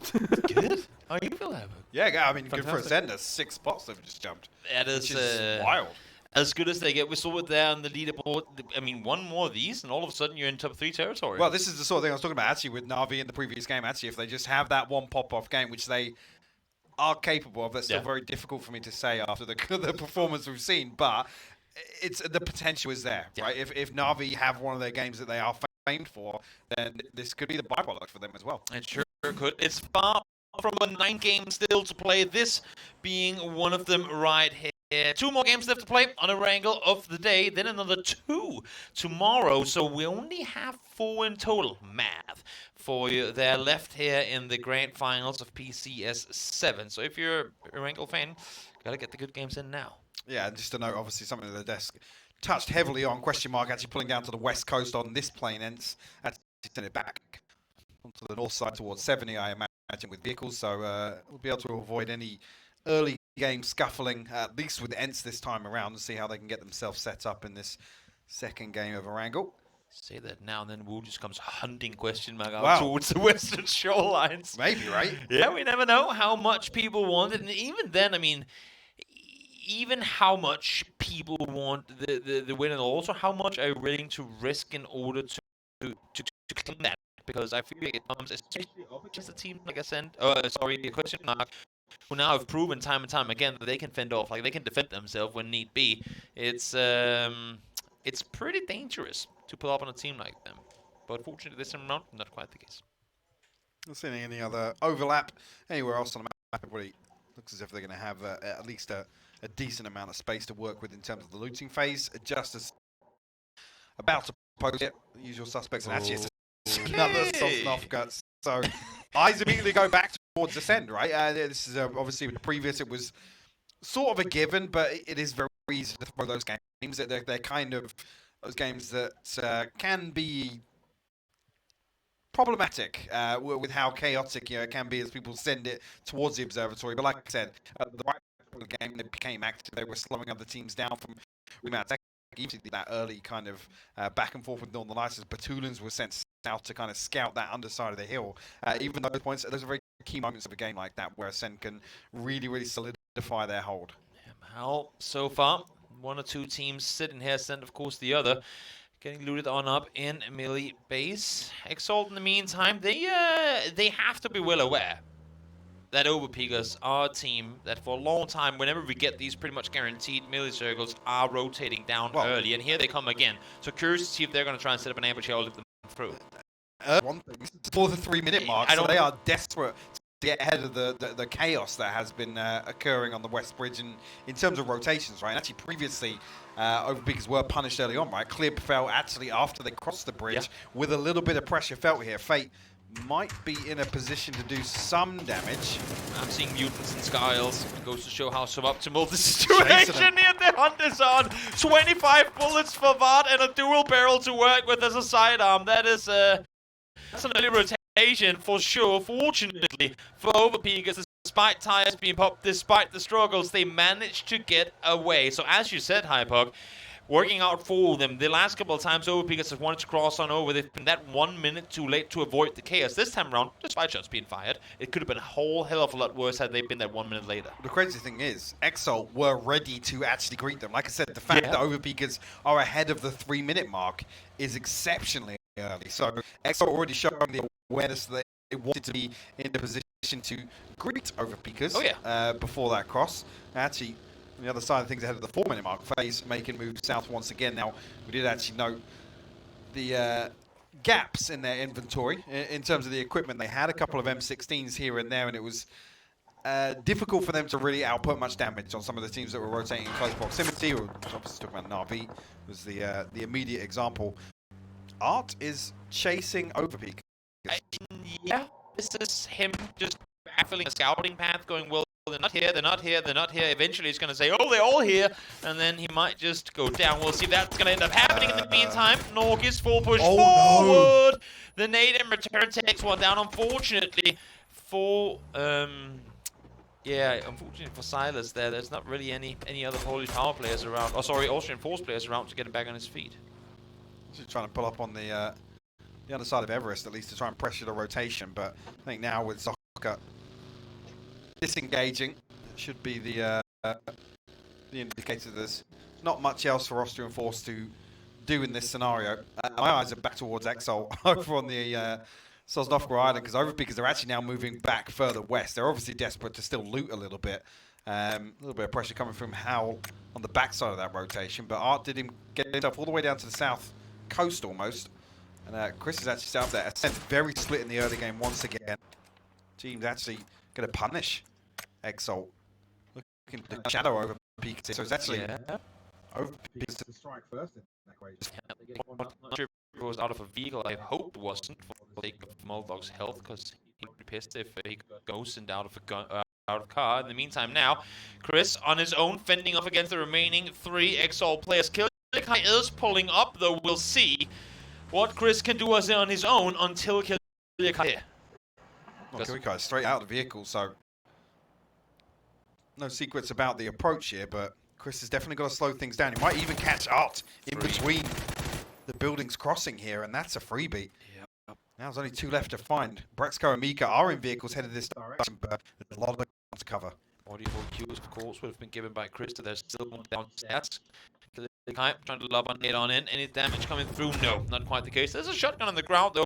Chris has one now as well, and now, having bought some extra time, this allows for Brexco alongside Mika, should you want to pull up on this as well, to come down. But I'm actually seeing Mika kind of slow down outside. Might just want to set up on the edge there. Chris, that's a shotgun to the chest. He will not survive one of those favors, so he's going to go down. Just one more left alive for Exalt. That should be GG for Team Exalt. Depends if Fate can do any damage before he falls. himself into a different building at least. But it's going to require a pretty sloppy clearance from Sen to be able to punish this. And the numbers advantage just stacked against him. But he has a laser sight. So, I mean, what could possibly go wrong? Said no one ever. Thanks for finishing that one off. Now here comes the burst. We saw it yesterday. We might just see it again this time round. It seems like they're defending as best as they can. Chris does go down, but a lot of damage in return towards Fate. Has to back off. Can't get the immediate finish off of it. No lethal utility, I think, out of Fate either. So there you go. Carry him to safety. You know the damage has been done. 2 frags actually for him to work with. So might be able to pressure this Rez a little bit. I think actually... Sender actually got himself inside the shack now. Mika going to try and send a nade onto the balcony. That one should do a bit of damage. Is that 30 damage off of being headshotted by the nade itself? Yeah. Just dunk onto his helmet there. That'd be something. Fortunately, again, I mean, despite the damage coming through from Fate, Ascent focusing on staying alive over doing any over-aggressive pushes here. So able to stay put. Fortunately for them, no shotguns on the side of Fate right now. The Brexco, somewhat vulnerable position here. Should he get knocked, there might be able to follow. Down to low HP, though, the info has been fed across as well. Yeah, I was going to say, that damage comes through at just the crucial moment. Brexco will seal the deal.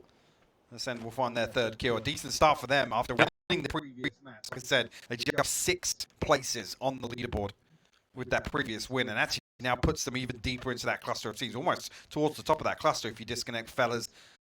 Die, really, and that's only a 13-point gap. 7 points out of the top 5, looking good for the Ascent, who came off to a troublesome start to the grand finals. Now, Stardust making the rotation on in, trying to see what they can find. Another vehicle is what they get themselves. Oh, there actually was. No. Oh, James. No. Rolling back the years. No. Also, can we just add that that's why you get the vest before you rotate? Because Moldblock didn't have one, so net yourself a vest before you make that rotation, and you might just stay alive next time. Lessons will have been learned. In the meantime, now Stardust again rotating on through. They're committing to military base proper, it seems at least, and Gustav's here ready and waiting. Thanks. He's going to open up a little bit. Gustav going to try and follow through on that. Actually, going to catch a headshot to Apocalypse. He's got to be careful here. Gustav has actually found it. As Apocalypse desperately tries to dodge and weave with that Dacia, but not going to happen here. Basically looking for an angle from the top of the ATC tower, but not much else to do now. They will lose one, and that window of opportunity to trade it has very quickly expired. Nothing more frustrating knowing you still have an entire run rate to drive down when the first bullet's a headshot. You go, well, I'm probably not going to survive this rotation. happens. And, well, for Stardust, as you said, losing one early.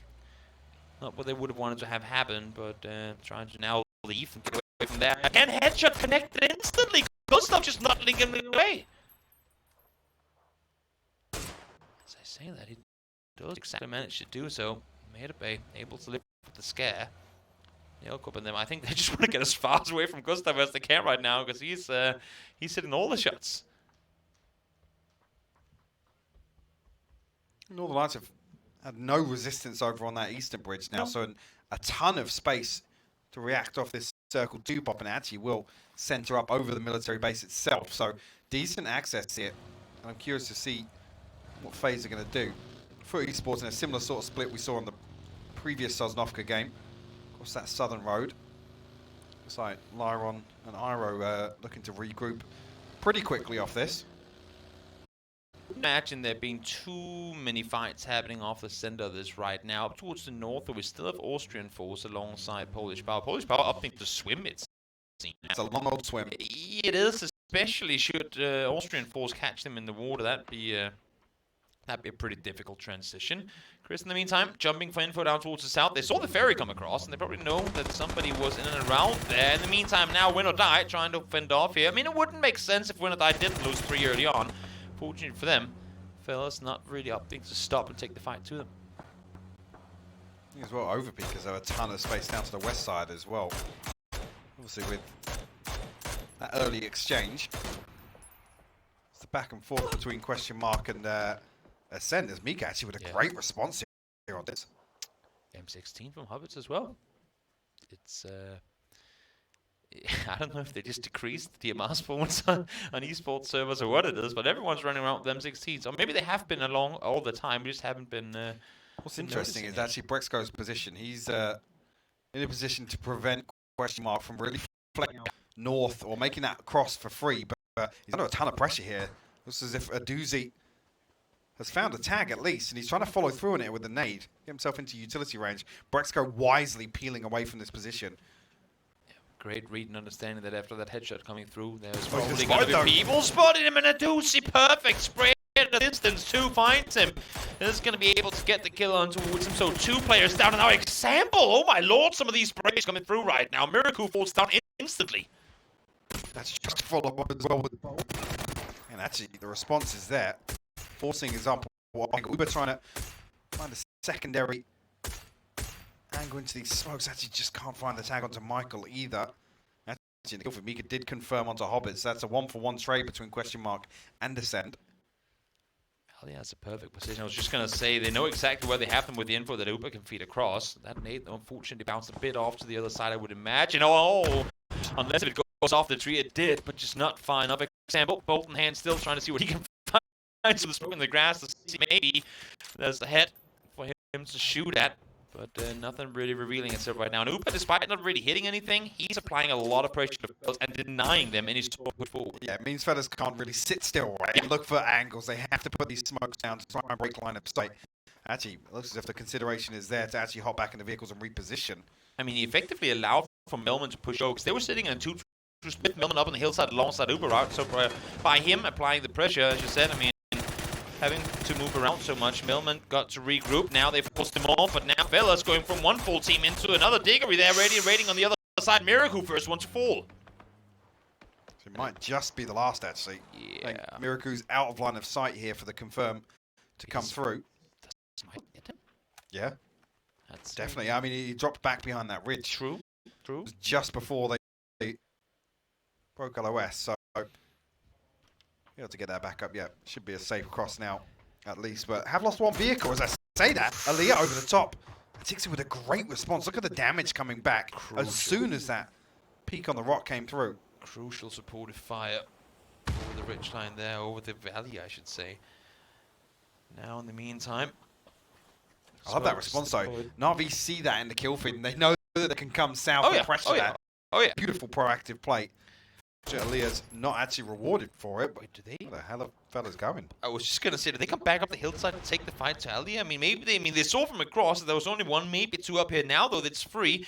Look at the minimap, though, Ents. As much as they were in Severny and kind of finished the game of their last game, now they are down here early on. They're sitting just north of Na'Vi, and with the way that Na'Vi are looking right now, they have no clue that there's a team pulling up behind them. I was going to say, Uber's got to be careful. He's the one that can potentially spot this out, but actually he's hopped in a vehicle. Actually put the advantage back towards a little bit of damage, but Squeaky can't connect with it. How do you focus this one now? You still don't have all of the fellows players gone and away. You'd have to imagine that they just 180 and go straight back to fight Ents, but look at the position they're in. It's not really a good spot for them to take this fight downhill. Yeah, I think that ship has sailed for Ents now.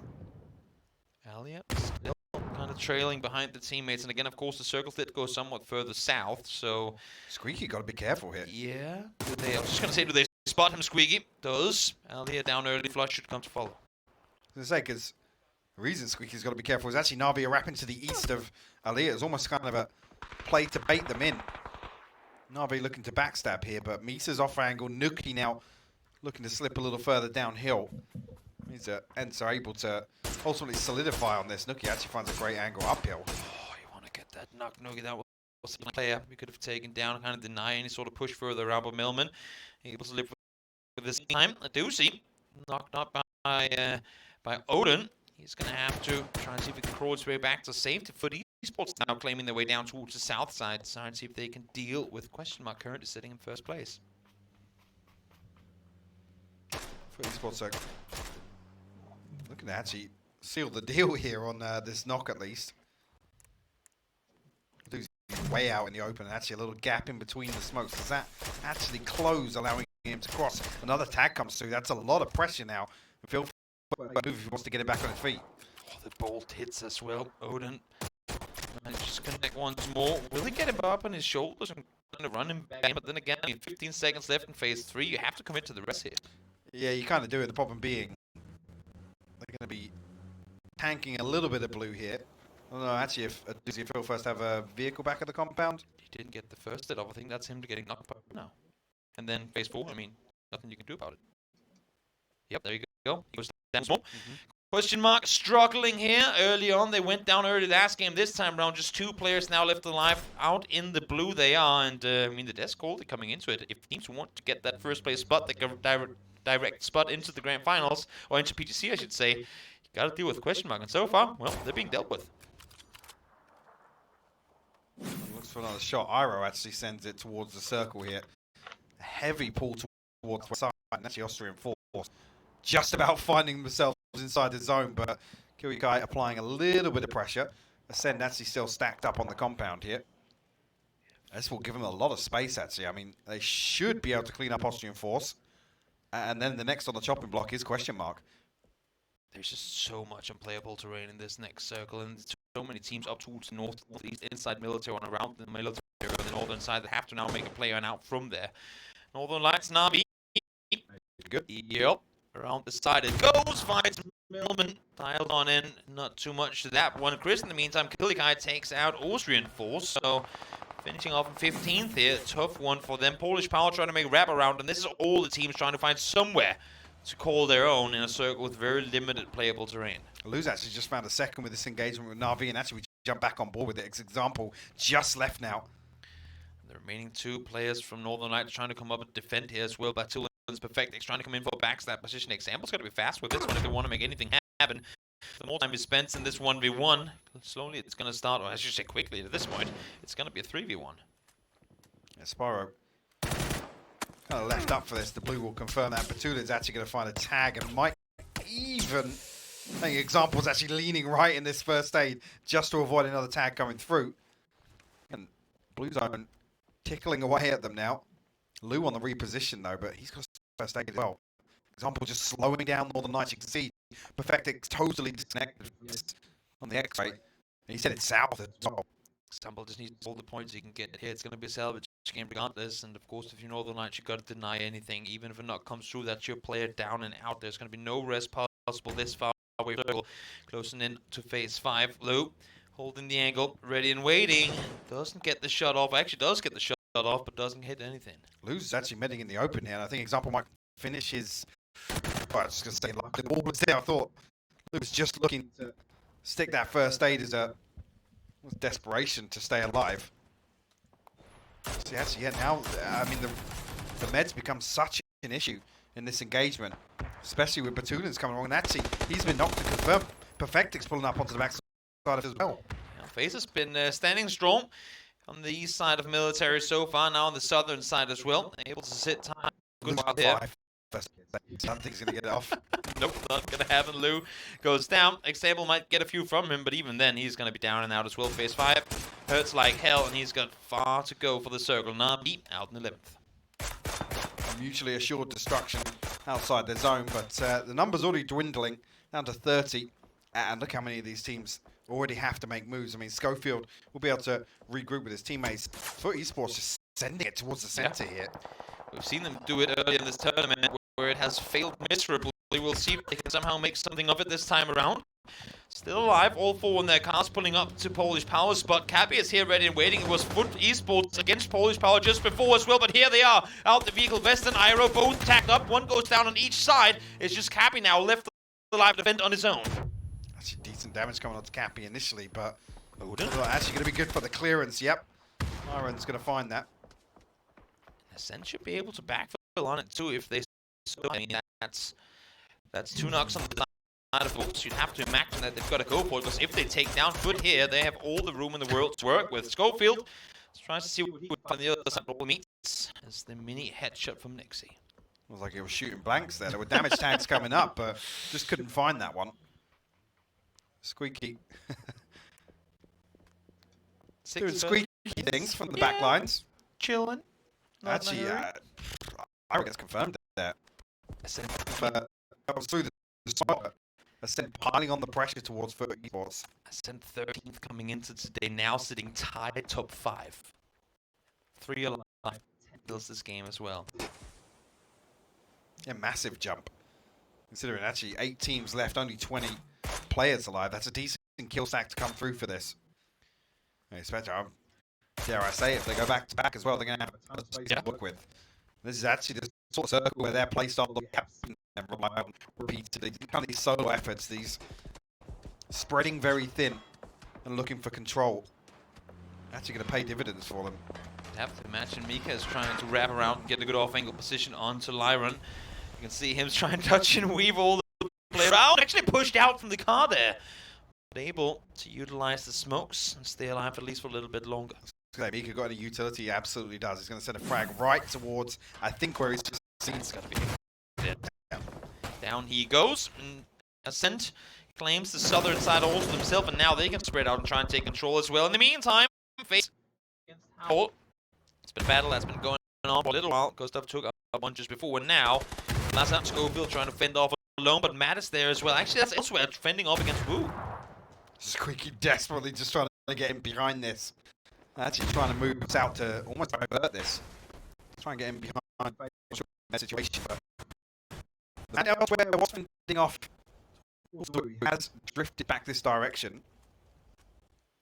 And Faye have to move where affects the degree of position. It's going to be difficult for Squeaky test to first aid on. Chris spots 3, likes what he sees, finds the second, Nagas kills, goes down as well. And just like that. That's started now. 6 for them. Ascent continuing to rag up kills here, and again, I mean, they've got pretty much the entire circle to work with, because there's only a lot of block who are not inside the runway area itself. Get on top of the plane, Squeaky. Get on top of the plane. Do you dare? At this point, does he dare? He's thinking about it, you can tell. He's gonna play it slow. I would only imagine for now. You need at least another knock on face slam before it goes for anything. Yeah. Then again, I mean, they need everything they can go in their way. Couple of make moves here though. The Wu and FaZe have managed to find themselves inside the new zone. The Mad for the player now, but again, so much pressure coming onto the back line. Schofield actually taking a headshot there. It's come through actually as the circle. So we'll eventually force them this direction. Man actually getting picked up very early on. So now actually, that's their forward man down and out. It's going to make it even harder for Schofield and Lazar to get anything else done here. Yeah, best of luck fortifying this position too, and remember, it works best of luck one of the starters players. People know that the southern side fortification is available should they want to back out of this one. But for now, fortifying the plane graveyard to try and see what they can make of this north side close quarter combat fight. Meanwhile, Squeaky has actually got on the south side of the fence. So he's actually got himself set up here. Just about find himself a slice to play. Who has played the most TDMs, boys? This is where you get this is where you get your practice and your warm-ups. And best of luck. Knew exactly where to line that nade up. Finds 2, and now we find ourselves 4 teams left. By Wu instantly punished as they take 2 down. Actually, Quizzy and Nixie from 2 different teams here. Actually, more pressure coming through from Ascend. Kyoyukai going to confirm the first. Actually, Gustav finds the second. Ibby gets knocked as well. In the meantime, so it's just best of luck. Have to do this. Ascend up to 14 kills now. It's coming out swinging on day 5. And they've got all the room to work as well. They can push even further. They know it's not like they can take the fortification and just force them to take the fight up close. We'll go another best of luck again. Continuing to rack up kills. They will go down in the end of phase and find kill number 10 for themselves. And still, with Squeaky left alive, is he going to be the downfall for FaZe, or is he not? Diggory trying to find him, not going to succeed in doing so. Gustav shooting through the bush, wanting to get him. He does manage to do so as well. And now, 4v3. You can only imagine they get the rest up. As I say that, actually, it's a bit of an exposed position, but you'd have to imagine that they get it. It's tough, because that's the man advantage here for FaZe. I mean, even actually, the fact that this res is coming through now is going to slow them down. They have to make a move this circle. Look at what they've got to play in the next. Gustav is inside, yes, but the hard cover and the space actually leans in favor of Ascend. I'm seeing Chris 3 for cover, and little to nothing but that. Sure, he has smokes, but I mean, whenever he reveals his position from that spot, because he's not moving there easily. I just want to see Chris move up to just some of that hard cover to the north of it, maybe try and pressure the cross, but they're playing on foot. I mean, this is Chris running around in the open. You see FaZe smart bringing their cars into this, because they know there's going to be little to no cover from where they're going to be playing from. Ascent, very, very, very far split from one another. At least 100 meters in between all of them. So if one goes down here, you'd have to imagine no rest has come through. Yeah, problem being though, Gustav got himself into a nice spot there. I'm not sure if Vex has crashed or what. It's going to try and move to the next zone, but team not comes through. Gustav, like I said, actually revealing his hand early on. Again, this isn't playable once the circle closes. Maybe he's just conscious he has to try and get something done here. He's trying to line it up. Gotta take the shot. It's not an easy one, but you don't get a lot of chances with this. Of course, you want Gustav to stand completely still, but it's a rare thing, if ever, that these players do that. You can see Vex sitting there waiting to get back on in. Hopefully for him, he will. He is inside the circle, so that's something. At least a little more time to play with. Chris? Not sure what Ascender probably thought seeing that in the kill feed there. Yeah. It's, again, I mean, a case of the more they wait, the worse they are. Chris actually does have great sightlines on the cross. It's going to burn up a lot of the utility, but if he can get a little bit of damage, I think FaZe are going to their utility a little bit onto the road. Maybe even try and cross here in the vehicles. They've got to try and build up speed before getting out of this ditch, though. Are they going to hard commit onto Mika again? I think they called their, I think they read that they're split. Yes, they're coming full speed forward towards Mika. 1 nade here for you. Mika could be golden or take it down. Not going to happen though. He finds the first. Gustav stays behind to make sure there's a spot for them to play from. 13 first aids now for AC as well. He's ready for it for the long haul. But this one, 4v2, you'd have to imagine that it's going to go in the face for F's plan. Yeah, you got to say, Gustav actually playing anchor here. A favourable shift form, at least to give Gustav a little more time to get something done from the north. But actually, this circle cuts out Chris and Kill Your Guy. So the last minute, almost the pendulum swinging back towards FaZe Clan. They said, actually, now that man advantage doubled down on. Again, I mean, surprised that Ascent doesn't do more when they know that they're fighting on the other side to try and claim real estate, knowing that there's so little available. Once again, now Chris, not enough to take the shot. He hasn't revealed his position yet, but reaching a point where there's so much space left in the map, really, and you've got to take that shot eventually. Dukai going to try and spot out Gustav. A couple of shots exchanged. If he can wrap back behind, you'd have to imagine that Gustav spots. If Chris can somehow backfill, that'd be insane. Surely not. Yeah, no. That's a hell of a play if he pulls it off. Yes. I mean, that's the man of the job. But and now he's seen. Yeah, Gustav kicks it. Held his fire for too long. Not going to go his way, regardless of how this one ends. Now, though, I mean, for Ascent, it's 2 huge games back-to-back, exactly what they needed. And for FaZe here as well, some interesting Erangel games played yesterday. A few mistakes here and there, so for them to win now as well would be huge. And here it comes, Vex with the final shot. 40 kills. FaZe playing the over early. Kills their win. Yeah, beautiful stuff. But it's good to see Ascent remaining active. This has been the propellant, really, for them to get back in. That's a massive jump back up for the leaderboard. They're looking to continue the trend here on Erangel, at least. No doubt. They looked a little shaky off of the 1v4 from Lyron yesterday, but this time around, no mistakes made whatsoever. The whole through. Yeah, let's take it back to the desk and let them break on that game number 2.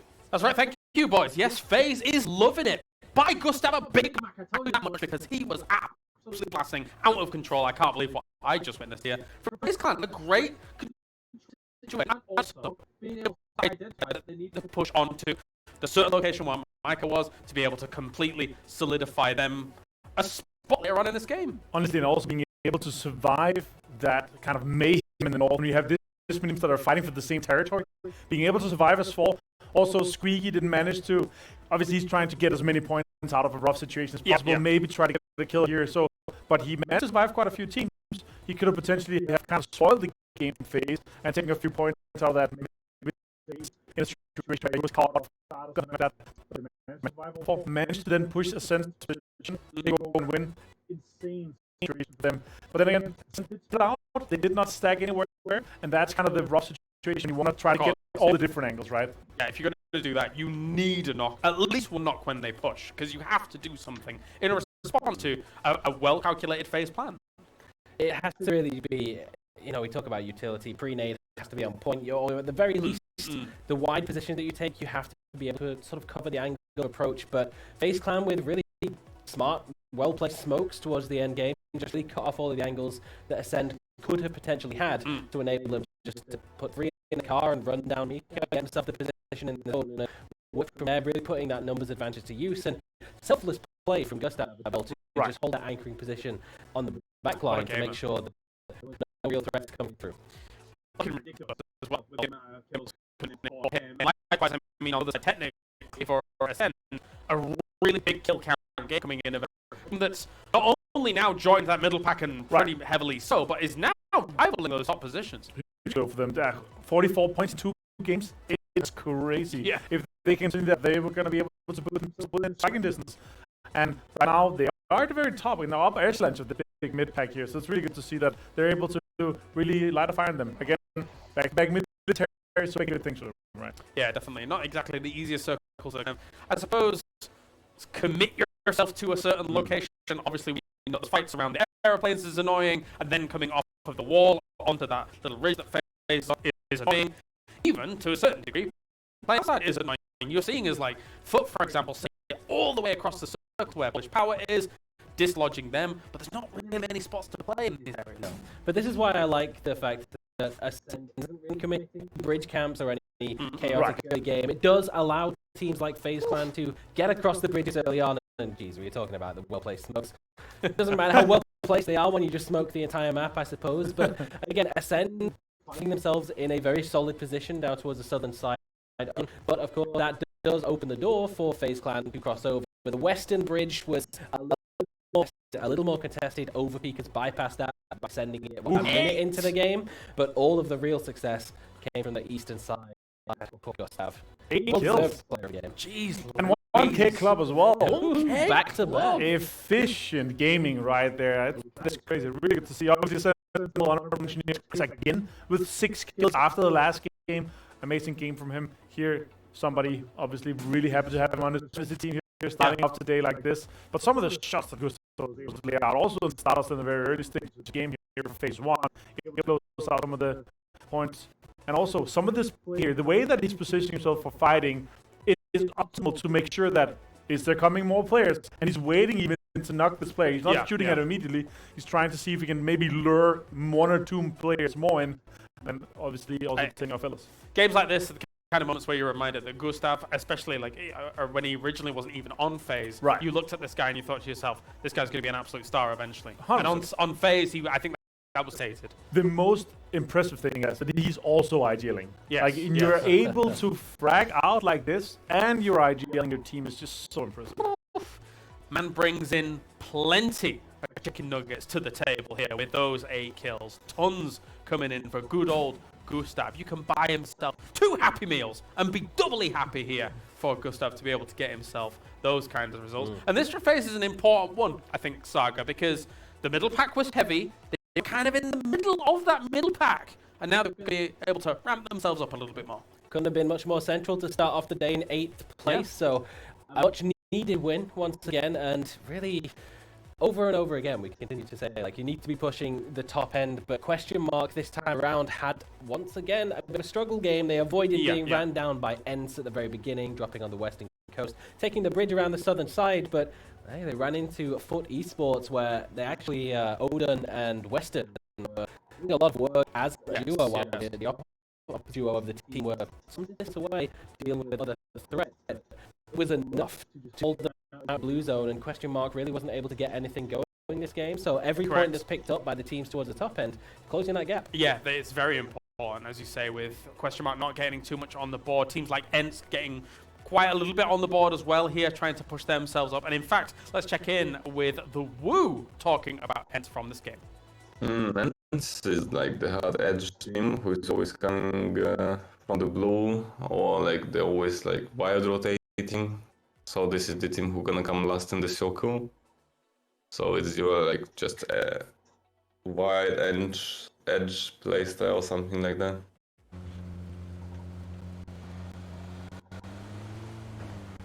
Checking on in as we continue with this game. Of course, Ents in both of these games here, Avenger, having a really tall task ahead of them when it comes to trying to even get to the circle, never mind anything else. Yeah, they were definitely hoping for the same northern circles that we saw in Angled games yesterday for their home turf, obviously, to beat Cerny.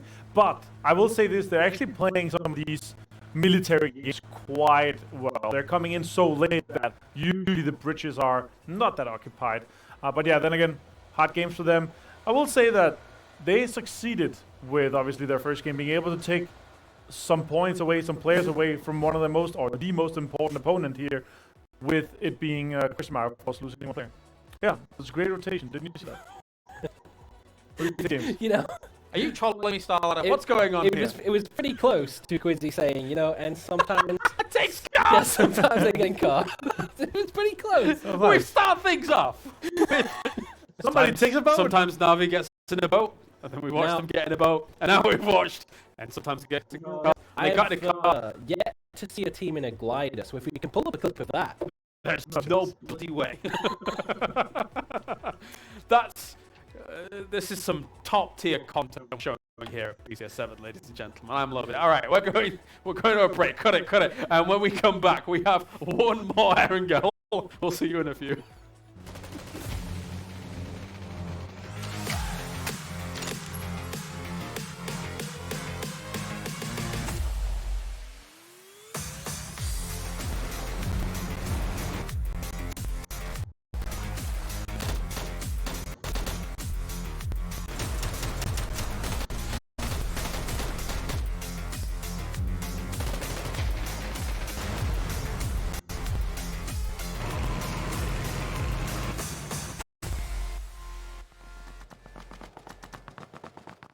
Balance adjustments to some attachments and firing from vehicles. Some adjustments to the blue zone on Destiny. And some decor to get you hyped for PC. All this and more as we dive into the update 20.1 patch report. First up, we've been monitoring your feedback on the high advantages of shooting from a moving vehicle. And have implemented some recoil nerfs for both the driver and passengers. Drivers can also no longer steer while reloading weapons. In addition, several attachments are being adjusted for balance. 2 AR can now attach high-power scopes. And the O12 can fit a couple new scopes as well. So check out the patch notes for full details on the changes. Destiny is also seeing some changes to the blue zone this update, with Phase 1 and 2 having larger circles.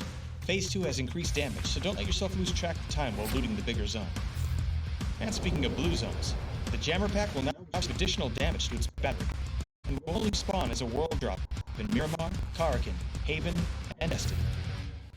For map adjustments, visitors to Erangel can now plan their stay around watching the sunset. And sightseers on Erangel, Tego, and Miramar should start seeing PGC-related decorations in celebration of the World Championship.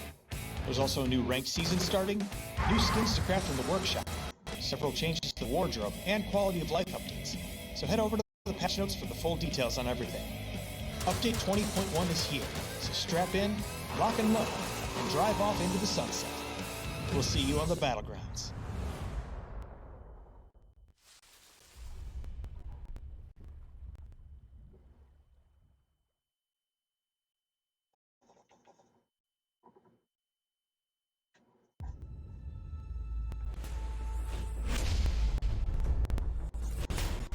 Victory is not a moment.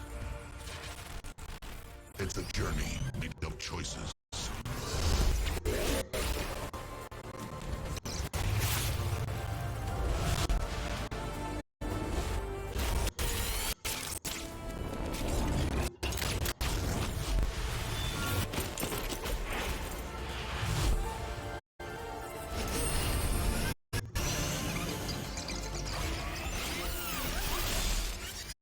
The possibilities are endless. Why you fight, what strategies you use, who you have on your crew, and what colors they fly.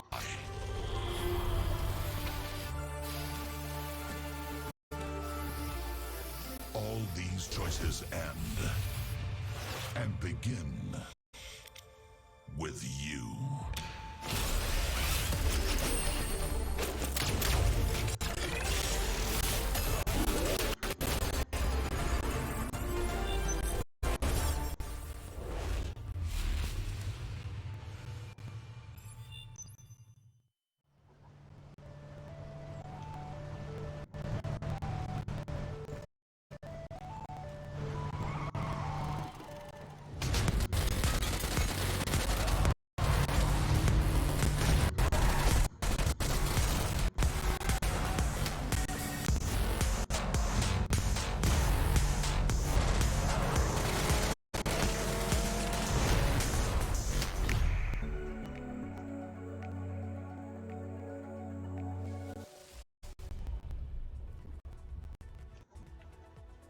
Welcome back here to PCS 7 Europe Grand Finals, because we've ourselves 2 amazing, ecstatic all-military games so far. Apparently Toby's asking for another military game. What he doesn't know is in the script it's actually a military game that's going to happen over on Miramar in that northeast side. That would be something. But anyway, joining me, Saga, as well as Avenger, to talk about these previous games. And you know what? The topic of the day for me right now really is Ascend. I mean, as much as FaZe just got themselves a win here, Avenger, Ascend's been blasted out of control. Yeah, Ascend 44 points, Wasteland 24. Quite impressive. It's Chris leading the charge, obviously doing extremely well. Yeah, and Ascend, they need to do something. They have had some rough games so far. It's actually already their best day, just with 2 games done. Yeah. That's insane. They're giga gaming right now. That is some extreme points. Unbelievable. Yeah, they really have almost had a better day than our top team yesterday in just the 2 games so far. The 10 points shy, and to start off the game, Chris again basically solo holding against Exalt in the compound, picking up a whole bunch of kills. And if it weren't for a disgusting bolty shot onto Molodok from G on the driving car, which was very gross, and I'm glad we got a replay of that, then he might have just picked up the squad wipe in the very early stages, and it's a huge confidence boost from a team that has needed it. Yeah, Mod? Yeah, and on top of that, of course, now they are reinventing the rain dance for military dance to see more military games to get more points. Question mark still on top, but only 1 point last game, guys, and this is obviously crucial for the 11 teams that are currently not in the top 8, excluding Question mark. Of course, we don't have 3 of the teams playing, probably one of them, so we have 11 teams chasing Question mark down right now, hoping for them not to finish top 2, top 3, for them to take that last spot away from Heroic. And we've been talking about a 30-point gap at the top. This time around, it's only 13 points. So nice. Dangerously close to getting their own cappy meal at the top as Polish Power are just closing the gap very, very quickly. And even though they're not getting the big points in terms of the placements, the kill, but they're still getting up there consistently, which is good to see after a little bit of a speed bump in the road yesterday. Polish Power back on form. Yeah, it definitely felt that way. So it is nice to have them doing all right, considering that. Well, I mean, even if they get a top spot anyway, they're going to be going to PGC. They already have quite a few points on the board here to Polish Power. Yeah, but it will something like Polish Power is guaranteed. Yeah. Like at this point, there's no way they're looking amazing. We're looking at something like Phyllis to have they're 38 points or something behind Question mark, so that's what they need to catch up in just 8 games. Yeah. And it's 38 points. We're talking 4 more points on an average than Question mark. That has been looking fantastic so far. It's going to be a huge task for Phyllis, obviously. They only had 1 point more than them yesterday, so they're going to have to really up their average here. There's quite a few stumbling blocks, though, that are being put in their way. I think it was Foot that were able to kind of hold them out in this previous game, right? For a Question mark. Yeah, coming in on the eastern side, they really just held down on the vast majority of the eastern side of the zone for quite a long time. Didn't get drawn in too much into the chaos as a couple of the other teams did. Even Northern Lights just full sent it. Like, they lost their mind a little bit. They were trying to get rid of the last Na'Vi player but find the angle quickly enough, and the blue zone was just dealing too much damage. So they ran out of options, they ran out of time, just full sent it, and FaZe cleaned them up as they did with many others as well. But Foot avoided all of that, but eventually they couldn't get too much more going. Polish Power in the dip, but it was Ascend that had the angle again. All right, to the commentators we go. Toby, no true faps yet here in the lobby. And I'm kind of loving it. I mean, other than the fact that we have Ascend and FaceTime Rag and quite a few kills in the last game, I'm all for not having that one team that just massively separates themselves from the rest of the pack now. Teams starting to claw back, question mark, make it more competition. Yeah, and we come back to that same logic. There's kind of one game away from really breaking through some of the key placements of some of these teams now. So that cluster actually with the top slowing down. I don't want to say slowing down, maybe getting the foot off the gas. Well, I mean, the problem being is some of these teams at the top are still actually hitting their average points per game kind of target, and that makes it even more difficult. You need to have some very top-heavy point accruements in terms of some of the teams that are looking to catch up. But I mean, actually, to say that Ascend gained 6 placements, FaZe gained 5 off that with the same point total overall, 24 for both game 1 and 2. It's been a good start. It's been the kind of start you want to get on day 1, but I mean, if you're going to get it eventually, might as well get it with a day and a half left to play. Game number 3 of the day, game number 23 overall, last wrangle of the day before we head on over to Miramar for the final 2 here. Straight north-south plane path. This one, this has got military in all of it. You think? Yep. Might as well. Looks like a quarry plane, honestly. It could be too. I mean, I didn't expect it the second time around, and I'm just saying, you know what? We might as well just get 3, and then we get none tomorrow. I mean, I'd almost rather that, yeah. Yeah. Or we can just take now and then 2 tomorrow. Because we end on Erangel tomorrow, right? Yeah. So, yeah, I'd almost rather have the 3rd today than be relying on 1 tomorrow. But see exactly how things lie once again. It's the only team this time around on Sosnovka. And actually, I'm looking to a question mark for how quick they're going to fall, because they are kind of huddled together with Exalt for the time being. We talked about previously dropping towards the west coast. It looks like that's going to be the plan once again to avoid Ents messing with anything. But Squeaky is chasing Ira down. Maybe he assumes that's question mark. You know what? Going to be the unlucky person, and actually the circle pops polar opposite to Quarry, actually up towards just north of Yasnaya. Squeaky is on 100. The thing is, Hypok is going to land in that compound, and if he gets inside a house prior to Squeaky, I don't think I'm going to land in that compound, no. Oh wait, I was yeah, it's a couple of years back. Anyway, Iro is you did play at the same time, didn't you? You and Iro? Yeah. Yeah, that's what's going to have me never mixed have up. caught me landing up there, though. No? No. No? Not just once? Fair. Squeaky gets there, realizes, well, he's probably got a gun by now. I might as well just turn around and actually start looting. And he did have a gun. And it's an M16. The deadliest gun in the early game. Yeah. Yep. Headshot machine. And soon you'll be able to add an 8x on top of it as well, making it probably equally not so deadly. Squeaky will, the drive of shame back towards 70. Actually, Odin's split down towards Noli. It's actually only Lyron and Western up on Stauber itself, but lots of space to play with here in the early game. Well, they're going to opt to hold on to the high ground, maybe look towards the warehouses, a common spot for any team up towards Kameshki and Sauber to pick up early on. Elsewhere, like I said, question mark did actually get themselves down towards Quarry, so did avoid any pressure from Exalt coming through early on, down towards Ferry Pier. You mentioned them just before. Exalt down towards the south, just set Ferry Pier. It's been an interesting journey for them. Currently sitting in 11th place, but again, still, we've mentioned it again, but that one good game, all of a sudden you find you're maybe not top 5 with one good game, but at least top 7 or 8, which would then boat you further forward. And again, I mean, for some of those teams that at this point, fair. PGC, it's out of reach. We cannot take away, because that's kind of been our focus point, right? We cannot take away from the fact that there's also a massive prize pool for this tournament. So even if, sure, first place not going to get it, every one single placement you manage to get better, there's just a lot of money you're bringing home. Absolutely. I love how there's kind of this dual objective. Teams opting for placement based on what they're aiming for, right? But just to come back to that, I mean, a similar game to what Ascendant Phase with a couple of other teams kind of, not necessarily dropping donuts, but at a low point, and that puts them up towards Phase, up towards the 136, 137 point mark. So it's still doable for a lot of the teams down. Even below that, you've got Foot East. First place.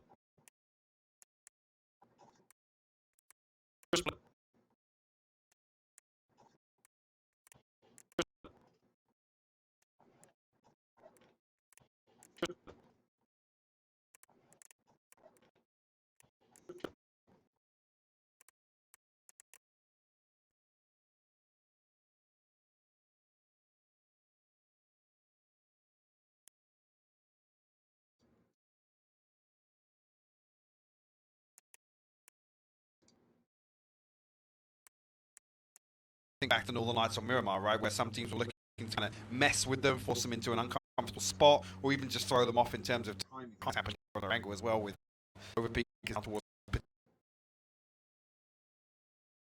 Chinky. Actually, struggle to maintain that average point per game mark that they need. Northern Lights, Polish Power, and actually then even below that, we then talk about that point cluster. See Stardust now pulling up on the east snap. Matt obviously heard the vehicles coming in. We'll just jump across the street back for the safety of his teammate Schofield. Coming in, but not really all that much going on, to be fair. Early on, it's quite a decent length rotation for most to get here, so wouldn't expect to see a lot of confrontations. This is very Circle 1 as well. Teams are going to want to try and get, not necessarily early, but make sure they're on their way by about this point. I mean, Exalt and ? The only two yet to move. Faye's already making moves up from Milta, and yeah, just about everybody. I mean, felt probably the last from George Paul over on the west side, but all these teams over on the west side, but all these teams over on the west side, but